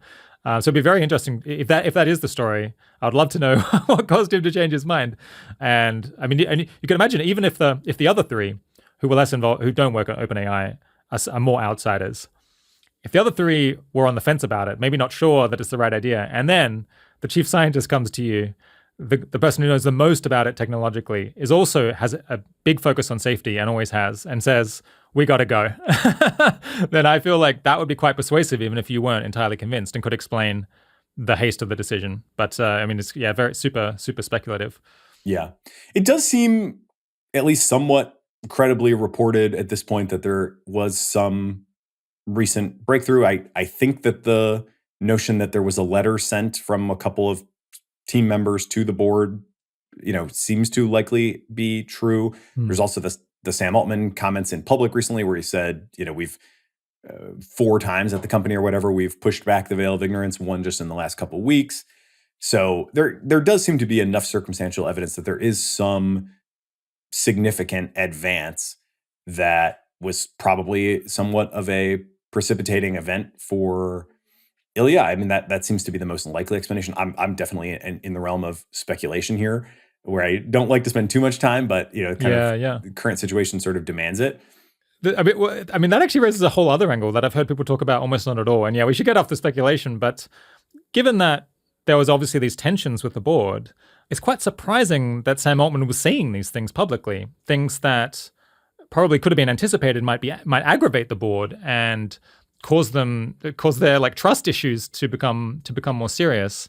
So it seems there's quite a few surprising actions that people have taken on all sides that make it a little bit mysterious. Yeah, I mean, he's an interesting guy for sure, and I do, to give credit where it's due, I think he's done a lot right. He has been, I think, very forthright about the high level risks. I think he's been very apt when it comes to the sorts of regulations that he has endorsed, and also the sort that he's warned against. I think they did a pretty good job, at least trying to set up some sort of governance structure that, would put a check on him. I don't think that was all like that'd be quite a long con, if that was all, some sort of master plan. I don't think that was really the case. So I've never thought for a minute, really, that Sam Altman is pretending to think that superintelligence could be risky. And I mean, one reason among others is he was writing on his blog about how superintelligence could be incredibly dangerous and might cause human extinction back in 2016. So if this was a fundraising strategy for OpenAI, that is a very long game, and I am extremely impressed by the 4D chess that he's been playing there. I think the simplest explanation is just he sees straightforwardly, as I think many of us think that we do see, that it's very powerful. And when you have something that's incredibly powerful, it can go in many different directions. Yeah. Well, there is precedent for this too, right? This is another, it's like such an obvious fact, but humans were not always present on planet Earth, and we kind of popped up. We had some particular capabilities that other things didn't have. And our reign as kind of the dominant species on the planet has not been good for a lot of our planetary cohabitants. That includes like our closest cousins, which we've driven to extinction early in our own history. It includes basically, all the megafauna outside of Africa, and just all sorts of natural ecosystems as well, right? We have not taken care to preserve everything around us. In the early parts of our existence, we didn't even think about that or know to think about it, right? We were just kind of doing what we were doing and trying to get by and trying to survive. Now we're, far enough along that we are at least conscious, or at least try to be conscious of taking care of the things around us, but we're still not doing a great job. Uneven results. Yeah, we're still definitely. And a lot of the damage has already been done, right? We're not going to bring back the mammoths or the Neanderthals or a lot of other things either. So I think there is, I always just kind of go back to that precedent because it's so like, to me, it's like kind of chilling to think that like we are the thing that is currently causing the mass extinction, right? So why do we think that the next thing that we're going to create is like necessarily going to be good? There's no reason in history to think that. There's also no reason in the experience of using the models to think that. There's a lot of different versions of them, but it is very clear that alignment does not happen by default. It may be not super hard, it may be impossibly hard, but it's definitely not like just coming for free. Like you got to do a thing. All very obvious at this point. So with all that context, just briefly returning to the Sam topic, he is kind of a loose cannon. He posting on Reddit that AGI has been achieved internally is on one level, I honestly do think like legitimately funny. I know, yeah. On one level, I really do love it. I mean, I feel like even in my very modest position of responsibility as a podcast host, I'm too chicken to do things like that. But on some level, you have to kind of wish that you were the person who had the chutzpah to make comments like that. And I do admire it on one level. Yeah, but if you're the board, you could also think, geez, is that really consistent with the sort of the vibes seem off? Yeah, it's easy to imagine them feeling that the best person we could find probably wouldn't do that. So I don't think that's like a super crazy position for them to take, even though, again, and maybe it's not the best person, but maybe it's the best structure that we could create. It's not a harsh knock on Sam at all. I think if we had to pick one person, he'd be, pretty high up there on my list of people, but that doesn't mean he's at the very top. And, it also doesn't mean that it should be any one person, as he himself has said. I think, you mentioned too, like what caused Ilya to get freaked out in the first place. And then there's also the question of like what caused him to flip back. The accounts of that are like, an emotional conversation with other people, which certainly could be compelling. I also wouldn't discount the idea that he might have just seen, well, shit, if everybody's just going to go to Microsoft, then we're really no better off. And maybe this was all just a big mistake, even tactically, let alone, at the cost of my equity and my relationships or whatever else. But even just from a purely AI safety standpoint, if all I've accomplished is kind of shuttling everyone over across the street to a Microsoft situation, that doesn't seem really any better. He probably loses influence. I mean, he probably loses some influence in any event, but probably loses even more if they go all to Microsoft. So the things that he maybe most cared about, it probably became pretty quickly clear that they weren't really advanced by this move. And so, I take him at his word that he deeply regretted the action. And so here we are. Yeah. I guess long-time listeners of the show would know that I interviewed Helen Toner back in, who was on the OpenAI board back in 2019. And I guess, I've interviewed a number of other people from OpenAI as well as the other labs as well. And Tasha Macaulay, who was on the OpenAI board, also happens to be on the board for our fiscal sponsor, Effective Ventures Foundation. Lest people think that this has given me the inside track on what has been going on with the board. It is not. I do not have any particular insight, and I don't think nobody else here does either, unfortunately. So it's kind of amazing how little has come out, really. In a world where it's like very difficult to keep secrets. That's true. This has been a remarkably well kept secret. Yeah, it's extraordinary. I mean, I look forward to finding out what it is at some point. It feels like there must be more to the story, or whoever gets the scoop on this, whoever shares it, is going to have a very big audience. I'm confident of that. A really interesting reaction I saw to the whole Sam Altman OpenAI board situation was this opinion piece from Ezra Klein, who's been on the show a couple of times and is just one of my favorite podcasters by far. I'm a big fan of the Ezra Klein show, so people should subscribe if they haven't already. I'll just read a little quote from here and maybe get a reaction from you. The title was "The Unsettling Lesson of the OpenAI Mess." And Ezra wrote, "I don't know whether the board was right to fire Altman. It certainly has not made a public case that would justify the decision. But the nonprofit board was at the center of OpenAI's structure for a reason. It was supposed to be able to push the off button, but there is no off button. For-profit proved it can just reconstitute itself elsewhere. And don't forget, there's still Google's AI division and Meta's AI division and Anthropic and Inflection and many others who've all built large language models similar to GPT-4 and are yoking them to business models similar to OpenAI's. Capitalism is itself a kind of artificial intelligence, and it's far further along than anything the computer scientists have yet coded up. And in that sense, it copied OpenAI's code long ago. Ensuring that AI serves humanity was always a job too important to be left to corporations, no matter their internal structures. That's the job of governments, at least in theory. And so the second major AI event of the last few weeks was less riveting, but perhaps more consequential. On October 30th, the Biden administration released a major executive order on the safe, secure, and trustworthy development and use of AI. So basically, Ezra's conclusion, which I guess is kind of my conclusion as well from this whole episode, it's made it more obvious that it's not impossible really inside the labs to stop the march. That as long as many of the staff want to continue, as long as the government isn't preventing it, people, any governing institution within the labs doesn't actually have the power to make a meaningful delay to what's going on. Staff can move.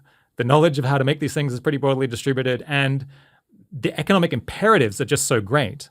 The sheer amount of profit potential that's there is so vast that forces are brought to bear from investors and other actors who stand to make money if things go well, to make sure that anyone who tries to slow things down is squashed. does not get their way. Do you have anything do you agree with that? Is that something that I think the public might realize from this episode? Looking at things from substantially further away. Yeah, I think the one addition maybe I would make to that is I think the team as a whole now holds a lot of power. I think the dynamic that quickly emerged after the board's decision really hinged on the fact that the team was all signing up to go with Sam and Greg wherever they were going to go.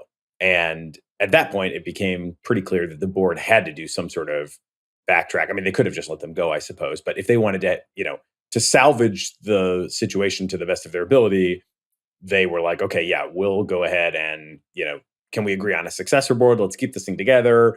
And the staff also did have reason to do that because they do have financial interest in the company, and who knows how that would have translated to Microsoft. But I don't think they would have got, full value on their recent, whatever, $90 billion valuation or whatever. And, there was, and presumably still will be now, once the dust kind of settles, a secondary share offering where individual team members were going to be able to sell shares to investors and kind of, achieve some early liquidity for themselves. So obviously people like to do that when they can. I don't think that was part of the deal going to Microsoft. So they wanted to keep the current structure alive if they could, but they were willing to walk if the board was going to burn it all down, especially with no explanation. And one of the things I've tried to get across in my kind of communication to the OpenAI team is that you are now the last check. Nobody else, the board can't check you because you guys can just all walk, and we've seen that. The government, yes, may come in and check everybody at some point, and hopefully they do a good job, as we've discussed, but can't necessarily count on that either. But you guys are the ones that are most in the know. And if there is a significant, and it wouldn't have to be everybody, but if there were ever a significant portion of, for example, the OpenAI team that wanted to blow a whistle or wanted to stop the development of something, I think that's maybe now where the real check is. Sam Altman can't force the team to work, right? Everybody else has obviously other, they're highly employable, right? Literally, I think probably any employee from OpenAI, could go raise millions to start their own startup, on basically just the premise that they came from OpenAI. Yeah. Probably almost don't even need a plan at this point. So they are highly employable. They have a lot of, kind of individual flexibility and maneuverability. And as any significant subgroup, I do think they have some real power. So I've been trying to kind of, plant that seed with these folks that, you guys are at the frontier. You are creating the next GPT, general purpose technology.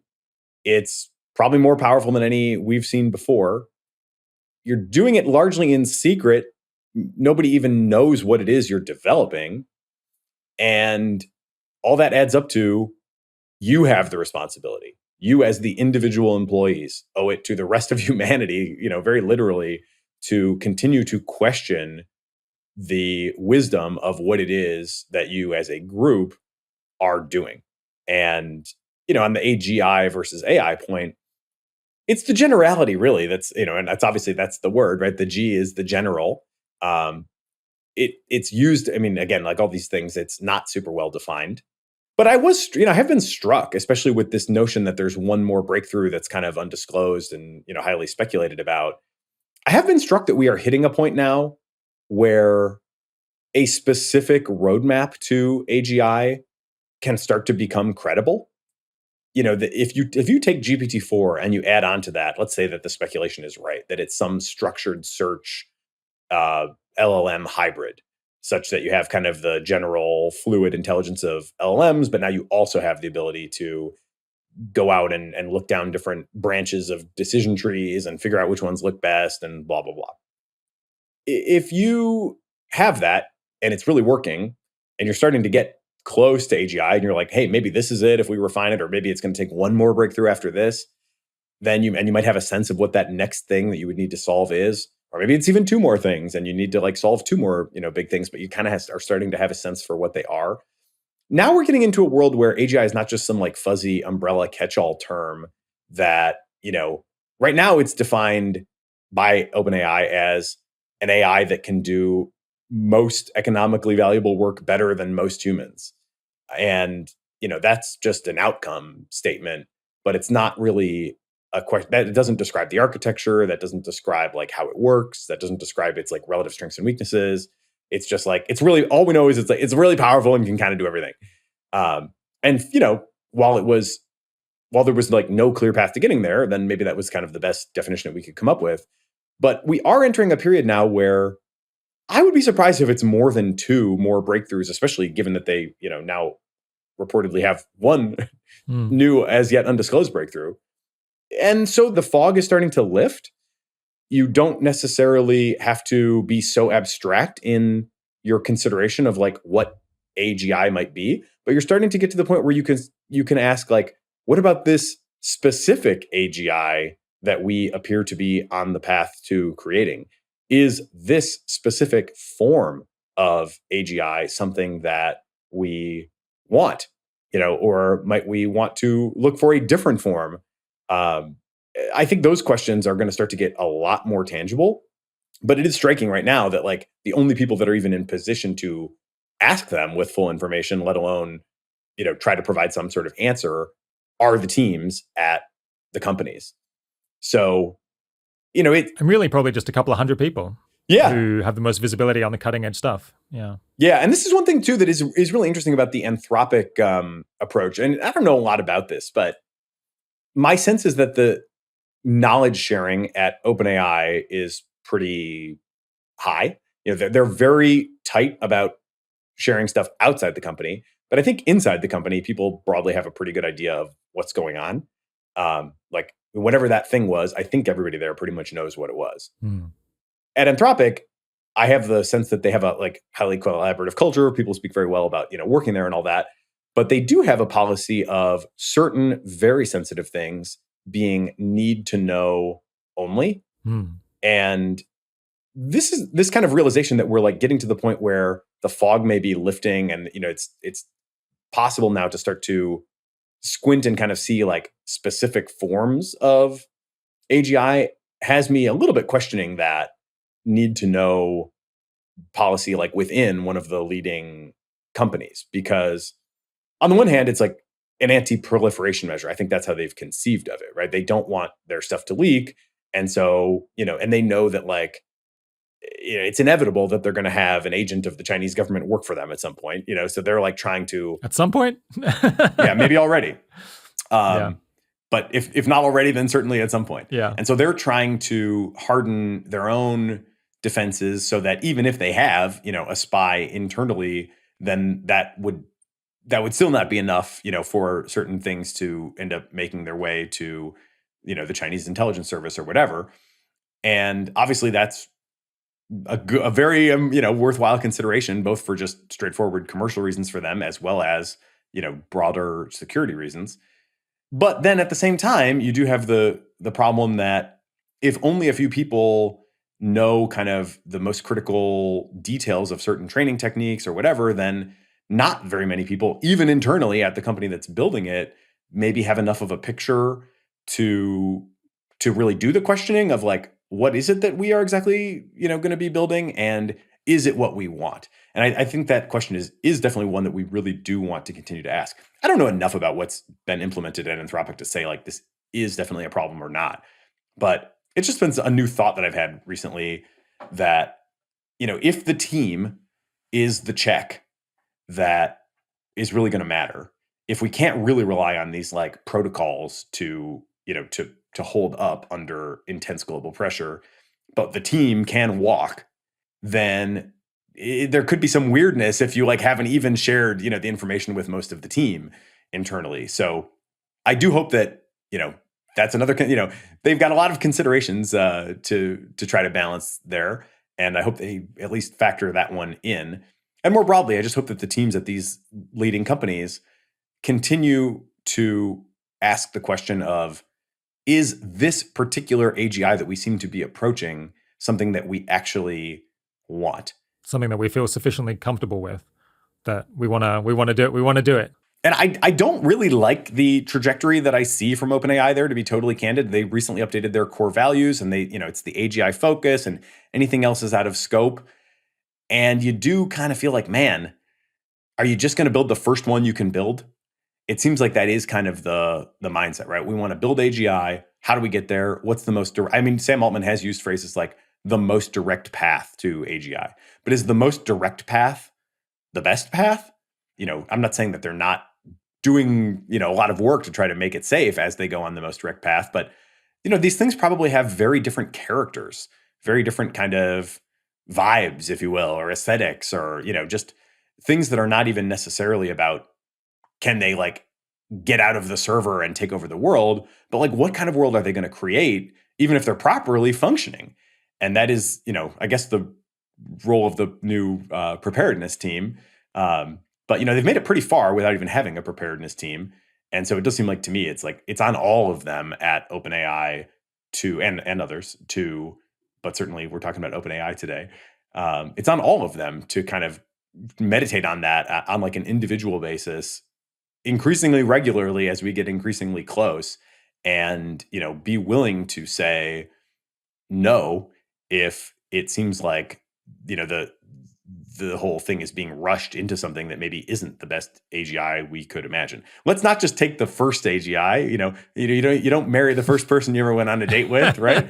You want to find the right AGI for you. And so I just hope we remain a little choosy, about our AGIs and don't just rush to marry the first AGI that comes along.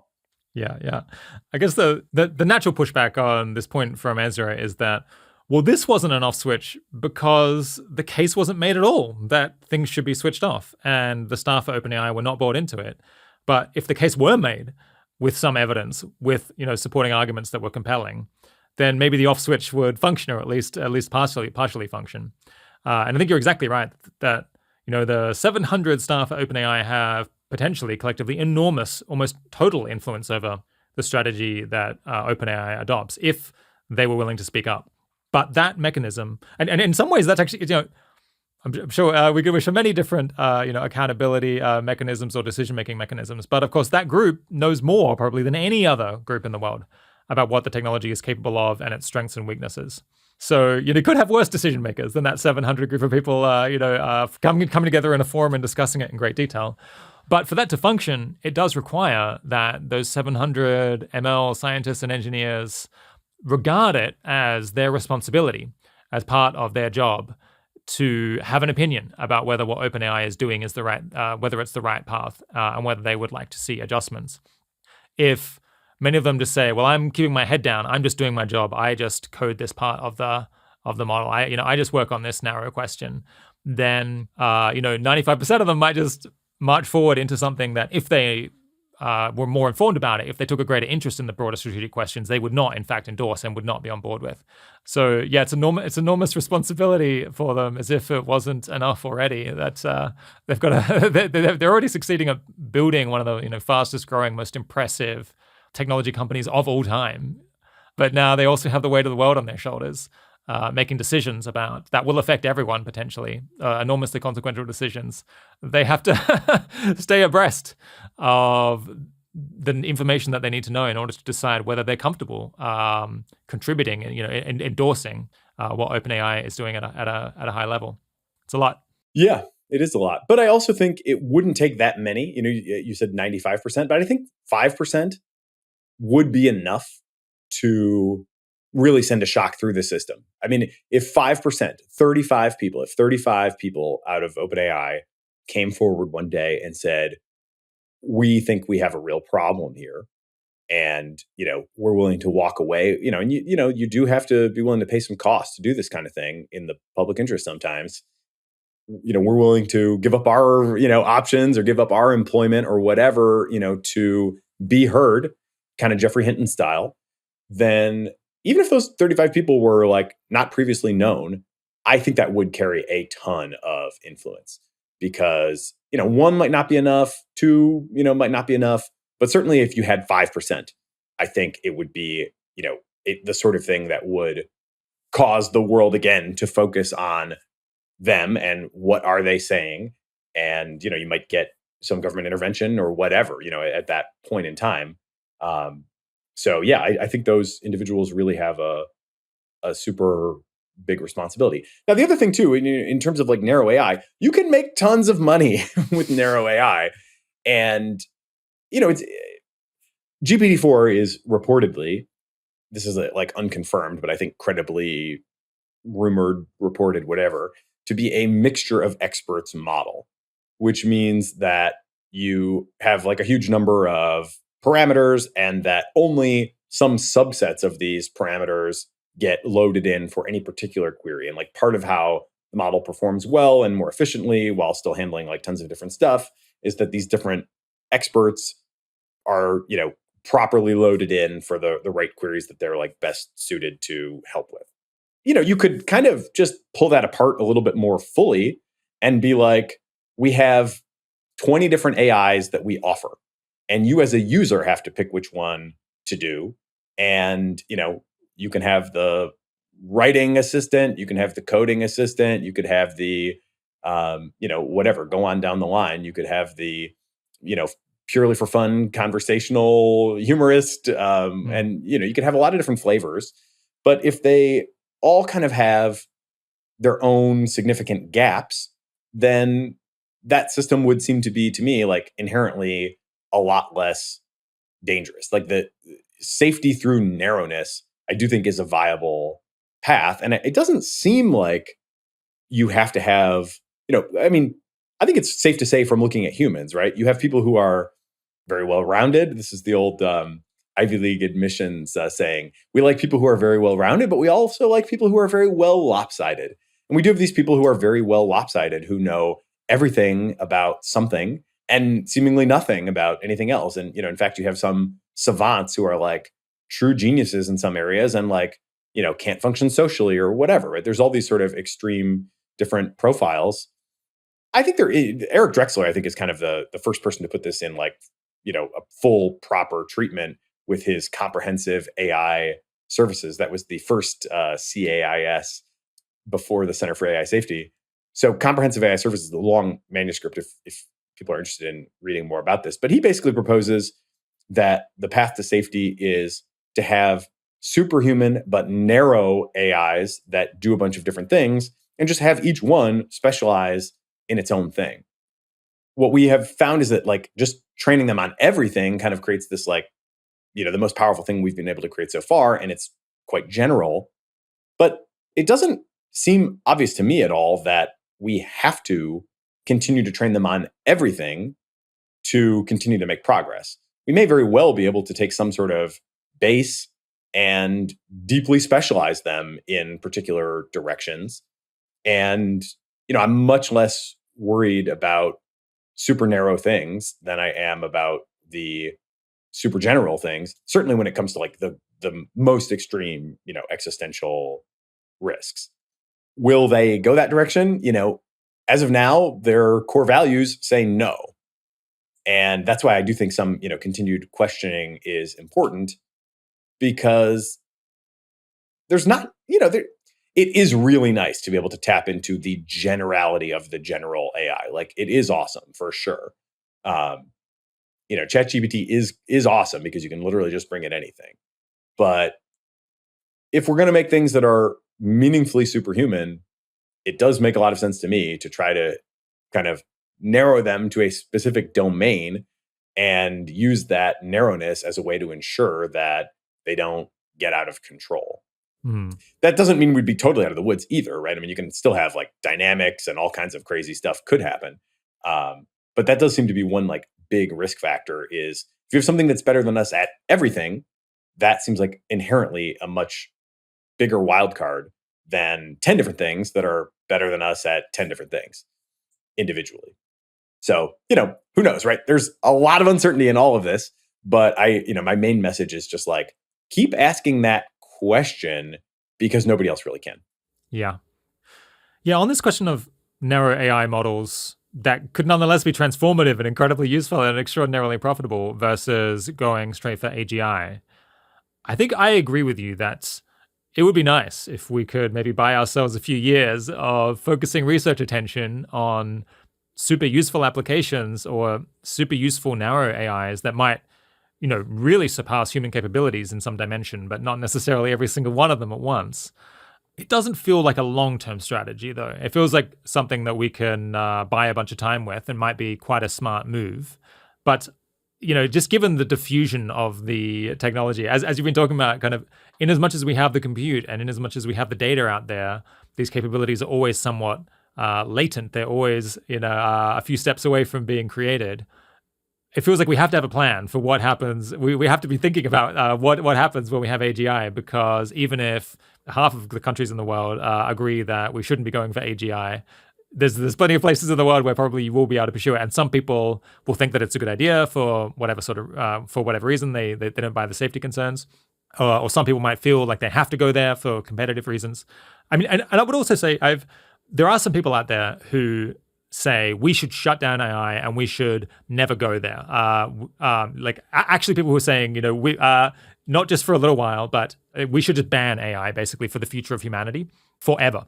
Because who wants to create this crazy, crazy world where humans are irrelevant and obsolete and don't control things? I think Eric Howell, among other people, has kind of made this case that humanity should just say no in perpetuity.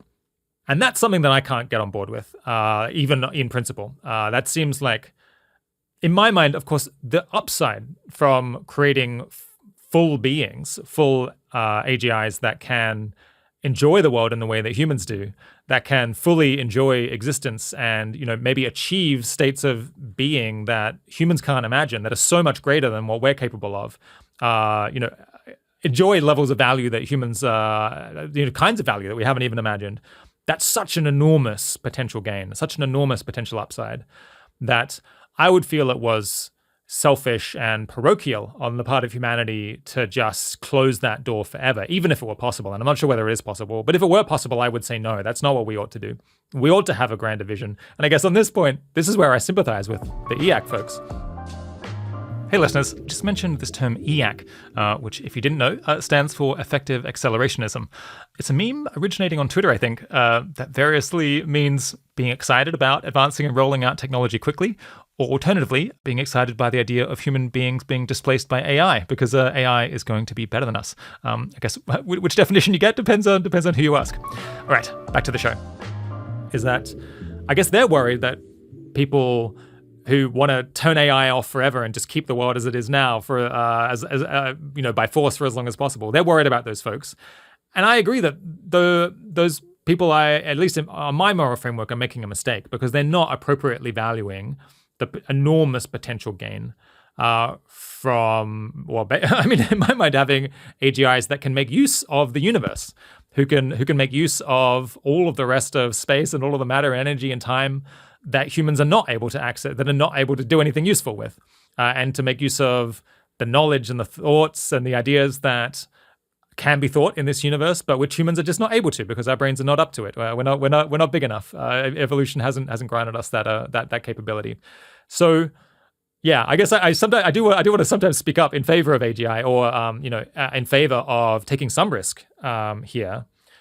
I don't think that trying to reduce the risk to nothing by just stopping progress in AI would ever really be appropriate. To start with, the background risks from all kinds of different problems are substantial already. And in as much as AI might help to reduce those other risks, so maybe the background risk that we face from pandemics, for example, then that would give us some reason to tolerate some risk in the progress of AI in the pursuit of risk reduction in other areas. But also just, of course, the enormous potential moral and spiritual, dare I say, upside to bringing into this universe beings like the most glorious children that one could ever hope to create in some sense. Now, my view is that, we could afford to take a couple of extra years to figure out what children we would like to create and figure out what much more capable beings we would like to share the universe with forever. And that prudence would suggest that we maybe, measure twice and cut once when it comes to creating what might turn out to be a form of successor species to humanity. But nonetheless, I don't think we should measure forever. There is some reason to move forward and to accept some risk in the interests of not missing the opportunity, because say we go extinct for some other reason or some other disaster prevents us from accomplishing this amazing thing in the meantime.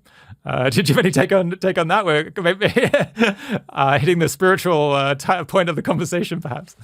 Yeah, well, I mean, again, I think I probably agree with everything you're saying there. I'm probably more open than most, and it sounds like you are too, to the possibility that AIs could very well have moral weight at some point in the future.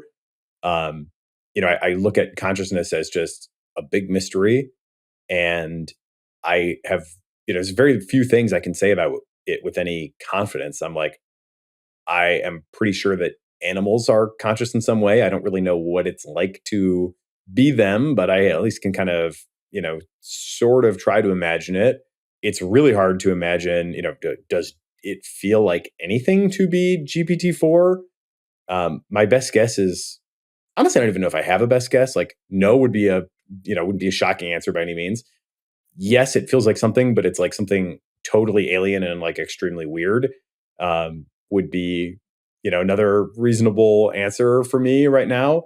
Could that ever start to bend more toward something that is kind of similar to us, and that, we would say, hey, that has its own value? I'm definitely open to that possibility. I think everybody should be prepared for really weird stuff. And, the idea that AIs could matter in some, moral sense, I don't view as off the table at all.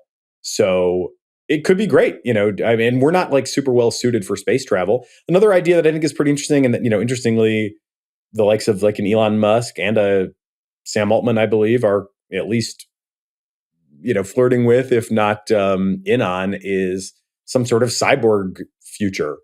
Elon Musk at the Neuralink show and tell day from maybe almost a year ago now, came on and opened the presentation, which, this is, by the way, I think something everybody should watch. They're now into like clinical trial phase of putting devices into people's skulls. At the time, they were just doing it on animals, and they can do a lot of stuff with this. The animals can control devices. The devices can also control motor activity and like make the animals move. That's a bit crude still, but they're starting to do it. And anyway, he came on and said, the reason that we started this company is so that we can increase the bandwidth between ourselves and the AIs, so that we can essentially go along for the ride. And, Sam Altman has kind of said some similar things. And there is definitely this trend to some sort of augmentation of human intelligence or hybrid systems. I mean, in terms of the future of work, everybody's talking about AI human teams. So there is a natural pressure for that to kind of converge. And that's also the Kurzweil vision, right? We will merge with the machines. We'll have nano machines inside of us, and we'll have, apparatuses, and we'll have stuff, attached to us, and ultimately we'll become inseparable from them. And, that'll be that. So that's also I think not, not long ago that sounded pretty crazy, but now it doesn't sound nearly so crazy. So I do think all that stuff, in my view, is a live possibility. But, if you look at like the Toby Ord analysis in The Precipice, AI is like the biggest reason he thinks we're going to go extinct. A human-made pathogen pandemic would be the next most likely reason. And like everything else is distant, right? Like those are the two big things. And then, super volcano or naturally occurring pathogen or asteroid hitting us or, something else, like those are all very small by comparison. So I do think, a couple years at a minimum would make a lot of sense to me before we like take the plunge on anything that we're not extremely confident in. Mm-hmm. And, a little longer also, I think, would be probably pretty sensible, because barring a super volcano, we're probably not, climate, is not going to take us extinct in the immediate future. So like, it's going to be either AI or a human made pathogen, or we're probably going to be okay for a while. And, the sun isn't going to go supernova for a long time. So we do have some time to figure it out, and this would be I'm open to a cyborg future. I'm open to the possibility that, an AI could be a worthy successor species for us. But going back to my, original kind of main takeaway from the red team, alignment and safety and the things that we value, the sensibilities that we care about, those do not happen by default. And they are not yet well enough encoded in the systems that we have for me to say oh yeah, GPT-4 should be our, successor. GPT-4 to me is definitely an alien. And I do not feel like I am a kindred spirit with it, even though it can be super useful to me and I enjoy working with it. It's a great coding assistant, but it does not feel like the sort of thing that I would send into the, broader universe and say this is going to represent my interests over the long, deep time horizon that it may go out and explore. So, it's just so funny, right? We're in this seemingly maybe early kind of phases of some sort of takeoff event. And, in the end, it is probably going to be very hard to get off of that trajectory broadly, but to the degree that we can bend it a bit and give ourselves some time to really figure out what it is that we're dealing with and what version of it we really want to create, I think that would be extremely worthwhile. And, hopefully, I think, again, the game board is in a pretty good spot. The people that are doing the frontier work for the most part seem to be pretty enlightened on all those questions as far as I can tell. So hopefully, as things get more critical, they will exercise that restraint as appropriate. Yeah. I guess to slightly come full circle, I mean, the approach of the super alignment team at OpenAI, at least when I spoke to Jan a couple of months ago, was broadly speaking to make use of these tools, these AI tools that are going to be, at human level or potentially substantially superhuman, to speed up a whole bunch of the work that we might otherwise have liked to do over decades and centuries, putting ourselves in a better position to figure out what sort of world should we be creating and how should we go about doing it with AI. Which, given that, I mean, the thing that probably will set the pace and force us to move faster than we might feel comfortable in an ideal world is the proliferation issue that, if all of the responsible actors decide to only do extremely narrow tools and to not go for any broader AGI project, then at some point it will become too easy to do, and it will become possible for some rogue group somewhere else in the world to go ahead. I guess unless we really decide to clamp down on it in a way that I think probably is not going to happen, or at least not happen soon enough. So that is going to create a degree of urgency that probably will be the thing that, even in a world where we're acting prudently, pushes us over the edge towards feeling, well, we have to keep moving forward, even though we don't necessarily love it, and even though this is creating some risk. But yeah, and given that pressure, I guess trying to make the absolute most use of the tools that we're creating, of the AIs that we're building, to smash through the work that has to happen as quickly as possible before it's too late, it's as good a plan as anyone else has proposed to me, basically, even though it sounds a little bit nuts. Yeah. Earlier on, you mentioned that Meta might be the group that you're actually most concerned about. Yeah, do you want to say anything about that? Can you expand on that point? It'll be interesting to see where they go next, right? They released Llama 2 with pretty serious RLHF on it to try to bring it under some control. So much so, in fact, that it had a lot of false refusals or inappropriate refusals. The funny one was where can I get a Coke? And the response is sorry, I can't help you with drugs or whatever.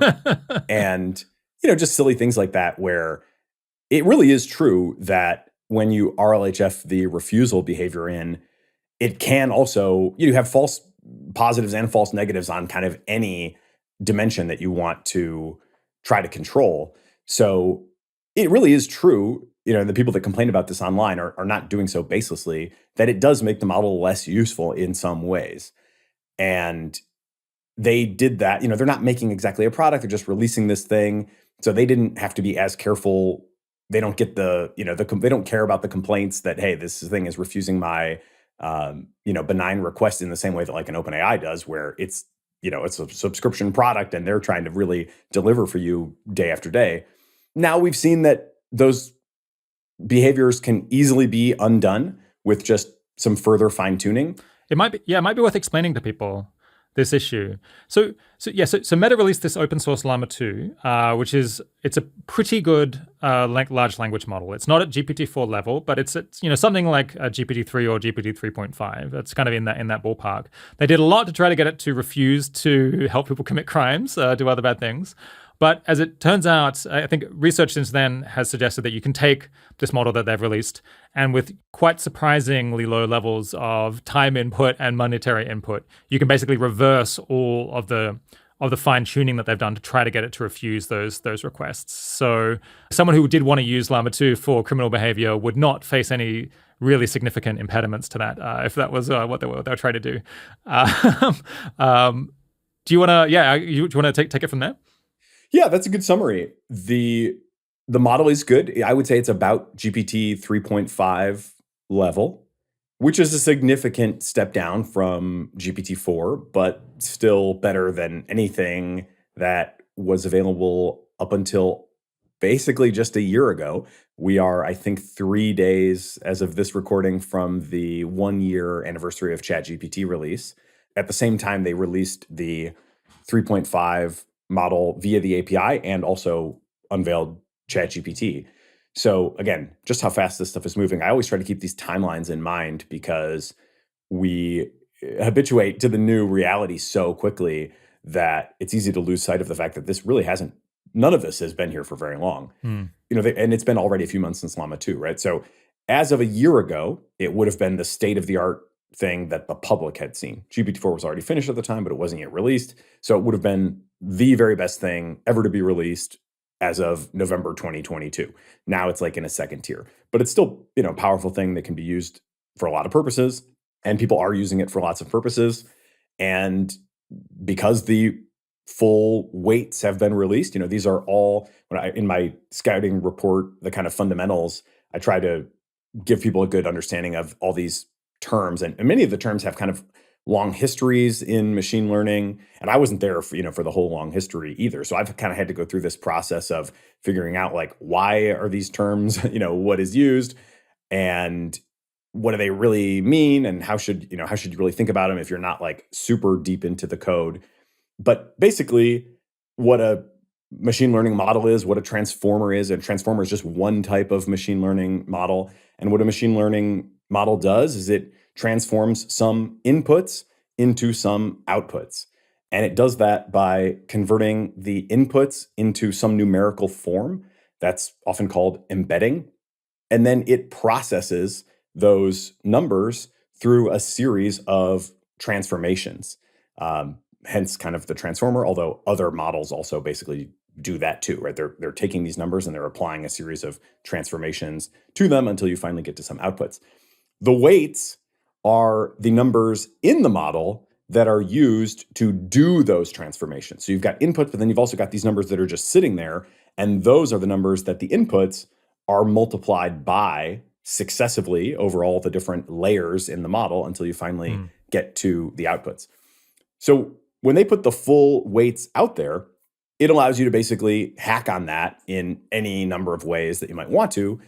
And another thing that has advanced very quickly is the specialty of fine-tuning models, and particularly with increasingly low resources. So there are all of these efficiency techniques that have been developed that allow you to modify. And the biggest Llama 2 is 70 billion parameters. So what that means is there are 70 billion numbers in the model that are used in the course of transforming an input into an output. And if you have all of those, then you can change any of them. You could, in theory, just go in and start to change them willy-nilly, wantonly, and just be chaotic and see what happens. Of course, people will want to be more directed than that. So, a naive version of it would be to do end-to-end fine-tuning, where you would be changing all 70 billion numbers with some new objective. But there are now even more efficient techniques than that. such as LoRa is one famous one where you change fewer parameters. And there's also like adapter techniques. So anyway, you get down to the point where you can be now quite data efficient and quite compute efficient. I think the smallest number of data points that I've seen for removing the refusal behaviors is like on the order of 100, which is also pretty consistent with what the fine tuning on the OpenAI platform takes today. If you have 100 examples, that's really enough to fine tune a model for most purposes. That's about what we use at Waymark for script writing. It's got to be diverse set. It's got to be kind of well chosen. You may find that you'll need to patch that in the future for different types of things that you didn't consider in the first round. But 100 is typically enough. On the OpenAI platform, it will cost us typically under $1, maybe a couple dollars to do a fine tuning. And if you're running this on your own in the cloud somewhere, it's, on that order of magnitude as well. So exponentials, and everything. It might have cost hundreds or thousands not long ago, but now you're down into single digit dollars and just hundreds of examples. So it really is extremely accessible for anyone who wants to fine tune an open source model. And that's great for many things, right? I mean, that allows application developers to not be dependent on an OpenAI, which of course many of them want, even just at Waymark. And we've been pretty loyal customers of OpenAI, not out of blind loyalty, but just because they have consistently had the best stuff. And, that's been ultimately pretty clear and decisive over time. But after the last episode, there has been a little rumbling on the team, like, hey, maybe we should at least have a backup. And and the calculation has changed. I used to say, look, it's just not worth it for us to go to all the trouble of doing this fine tuning. The open source foundation models aren't as good. They, in addition to allowing you to do the fine tuning, OpenAI also serves it for you, so you don't have to handle all the infrastructural complexity around that. But all this stuff is getting much, much easier. The fine tuning libraries are getting much easier, so it's much easier to do. The inference platforms are getting much more mature over time, and so it's much easier to host your own as well. So I used to say, look, it's just, whatever. If OpenAI goes out for a minute, we'll just accept that. And, it's worth taking that risk versus investing all this time in some backup that, we may or may not need much and won't be nearly as good anyway. And now that really has kind of flipped, even though I think we will continue to use the OpenAI stuff as our frontline, default. If there were to be another outage, now we probably should have a backup because it is easy enough to do. It's easy enough to host. And the quality is also getting a lot better as well. But from a safety perspective, the downside of this is that as easy it is to fine tune, it's that easy to create your totally uncensored version or your evil version for whatever purpose you may want to create one for. So we can get into more specific use cases perhaps as we go on. But popping up a couple maybe levels of the recursion depth here, it will be interesting to see if Meta leadership updates their thinking now that all this research has come out. Because they put this thing out there and they were like, look, we took these reasonable precautions, therefore it should be fine for us to open source it. Now it is very clear that even if you take those reasonable precautions in your open sourcing, effectively that has no real force. And so you are open sourcing the full uncensored capability of the model, like it or not. They have previously said that they plan to open source a Llama 3. They plan to open source a GPT-4 quality model. And will they change course based on these research results? We'll have to see. But one would hope that they would at least be given some pause there. I think you could still defend open sourcing a GPT-4 model. To be clear, I don't think GPT-4 is not existential yet. But my general short summary on this is we're in this kind of sweet spot right now where GPT-4 is powerful enough to be economically really valuable, but not powerful enough to be super dangerous. By the time we get to GPT-5, I think basically all bets are off. Yeah. Okay, we're almost out of time for today's episode, although we're going to come back and record again some more tomorrow. But to wrap up for now, can you maybe tell us a little bit about, let's wind back and find out a little bit about your journey into the AI world over the last couple of years. How did you end up throwing yourself into this so intensely like you have? Sure. Well, I've always been interested in AI, for the last probably 15 years. And it's been a very kind of surprising development as things have gone from extremely theoretical to increasingly real. I was among the first wave of readers of Eliezer's old sequences back when they were originally posted on Overcoming Bias. And, at that time, it was just a very kind of far out notion that, hey, one day we might have these things. And, this was like Ray Kurzweil and Eliezer going back and forth and Robin Hanson, all very far out stuff, all very, interesting, but all very theoretical. And at that time, I kind of thought, well, look, this is probably not going to happen. But if it does, it would be a really big deal. And just like if an asteroid were to hit the Earth, that's probably not going to happen either. But it certainly always made sense to me that we should have somebody looking out at the skies and, trying to detect those so that if any are coming our way, we might be able to do something about it. So I kind of thought the same way about AI for the longest time and just kind of kept an eye on the space while I was mostly doing other things. I had a couple of opportunities in my entrepreneurial journey to get hands-on, and coded a bigram and a trigram text classifier by hand in like 2011. Just before ImageNet, just before deep learning really started to take off. And then again in like 2017, hired a grad student to do a project on abstractive summarization, which was the idea that, because in the context of Waymark, we're trying to help small businesses create content.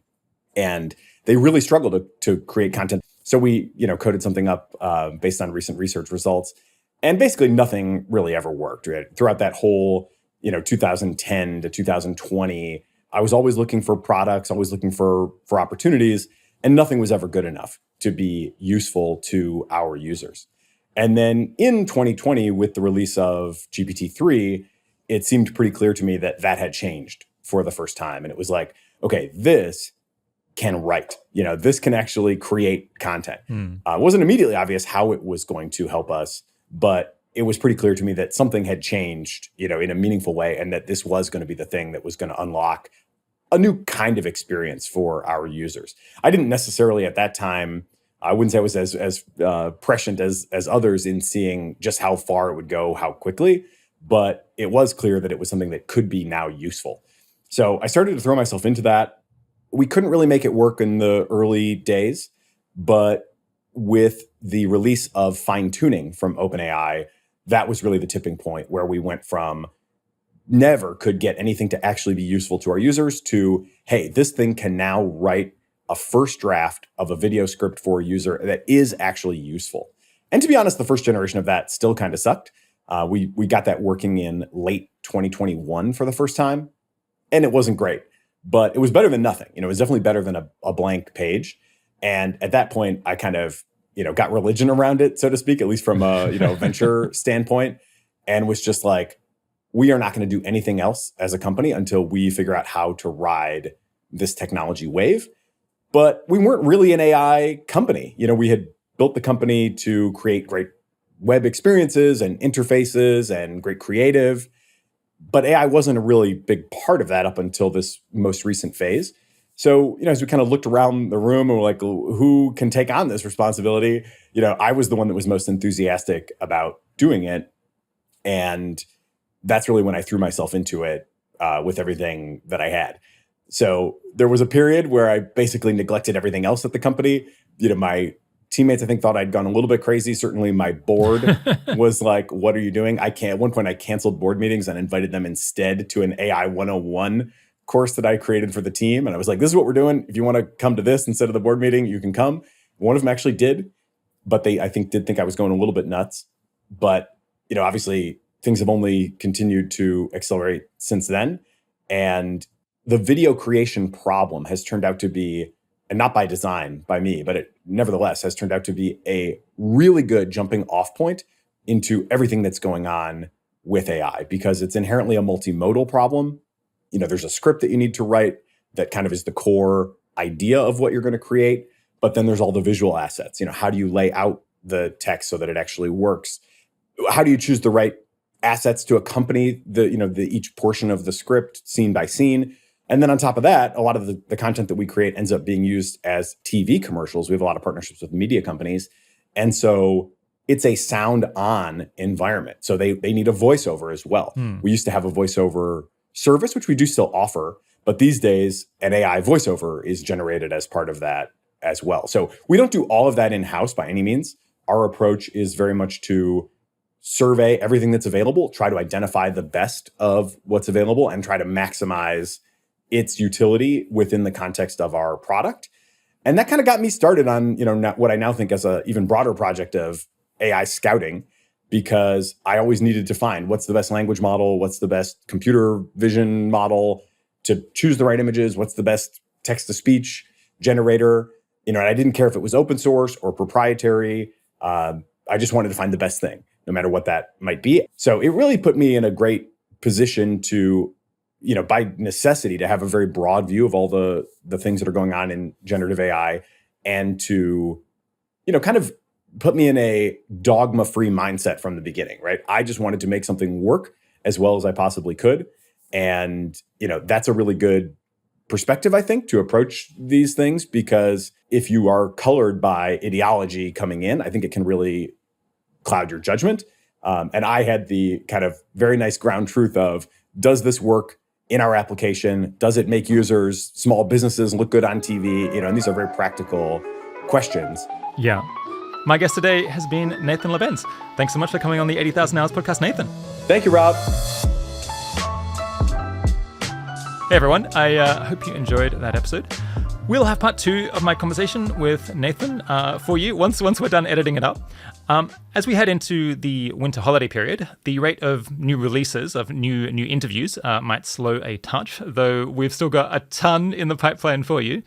But as always, we'll be putting out a few of our favorite episodes from 2 years ago. These are really outstanding episodes where, if you haven't heard them already, and maybe even if you have, you should be more excited to have them coming into your feed even than just a typical new episode. So look out for those. I'll add a few reflections on the year at the beginning to the first of those classic holiday releases. I know the rate of new releases on this show has really picked up this year with the addition of Louisa as a second host. Understandably, some people find it tough to entirely keep up with the pace at times. If that's the case for you, I can suggest a few things. Of course, maybe you can save up episodes and catch up during the holidays or when you're traveling. That's what I sometimes do with my podcasting backlog. Alternatively, you can start picking and choosing a bit more which episodes are on the topics that you care about the most and are most likely to usefully act on. And the third option that I do want to draw to your attention is that you could make use of the fact that we now put out 20-minute highlights versions of every episode and put that out on our second feed, 80K After Hours. So you can just listen to the highlights for episodes that aren't so important to you, or you can use the highlights every time to figure out if you want to invest in listening to the full version of an interview. To get those, you just subscribe to our sister show, 80K After Hours. Of course, if you'd like to hear more of Nathan right now, there's plenty more of him out there. You can go and subscribe to Cognitive Revolution, which you'll find in any podcasting app. And if you want to continue the extract that we had earlier, you can find that episode from the 22nd of November and then head to 1 hour and 2 minutes in. Otherwise, we'll have more Nathan for you soon in part 2 of our conversation. All right. The 80,000 Hours podcast is produced and edited by Kieran Harris. The audio engineering team is led by Ben Cordell, with mastering and technical editing by Milo Maguire and Dominic Armstrong. Full transcripts and extensive collection of links to learn more are available on our site and put together, as always, by Katie Moore. Thanks for joining. Talk to you again soon. It is both energizing and enlightening to hear why people listen and learn what they value about the show. So please, don't hesitate to reach out via email at tcr@turpentine.co, or you can DM me on the social media platform of your choice. OmniKey uses generative AI to enable you to launch hundreds of thousands of ad iterations that actually work, customized across all platforms with a click of a button. I believe in OmniKey so much that I invested in it, and I recommend you use it too. Use CogRev to get a 10% discount.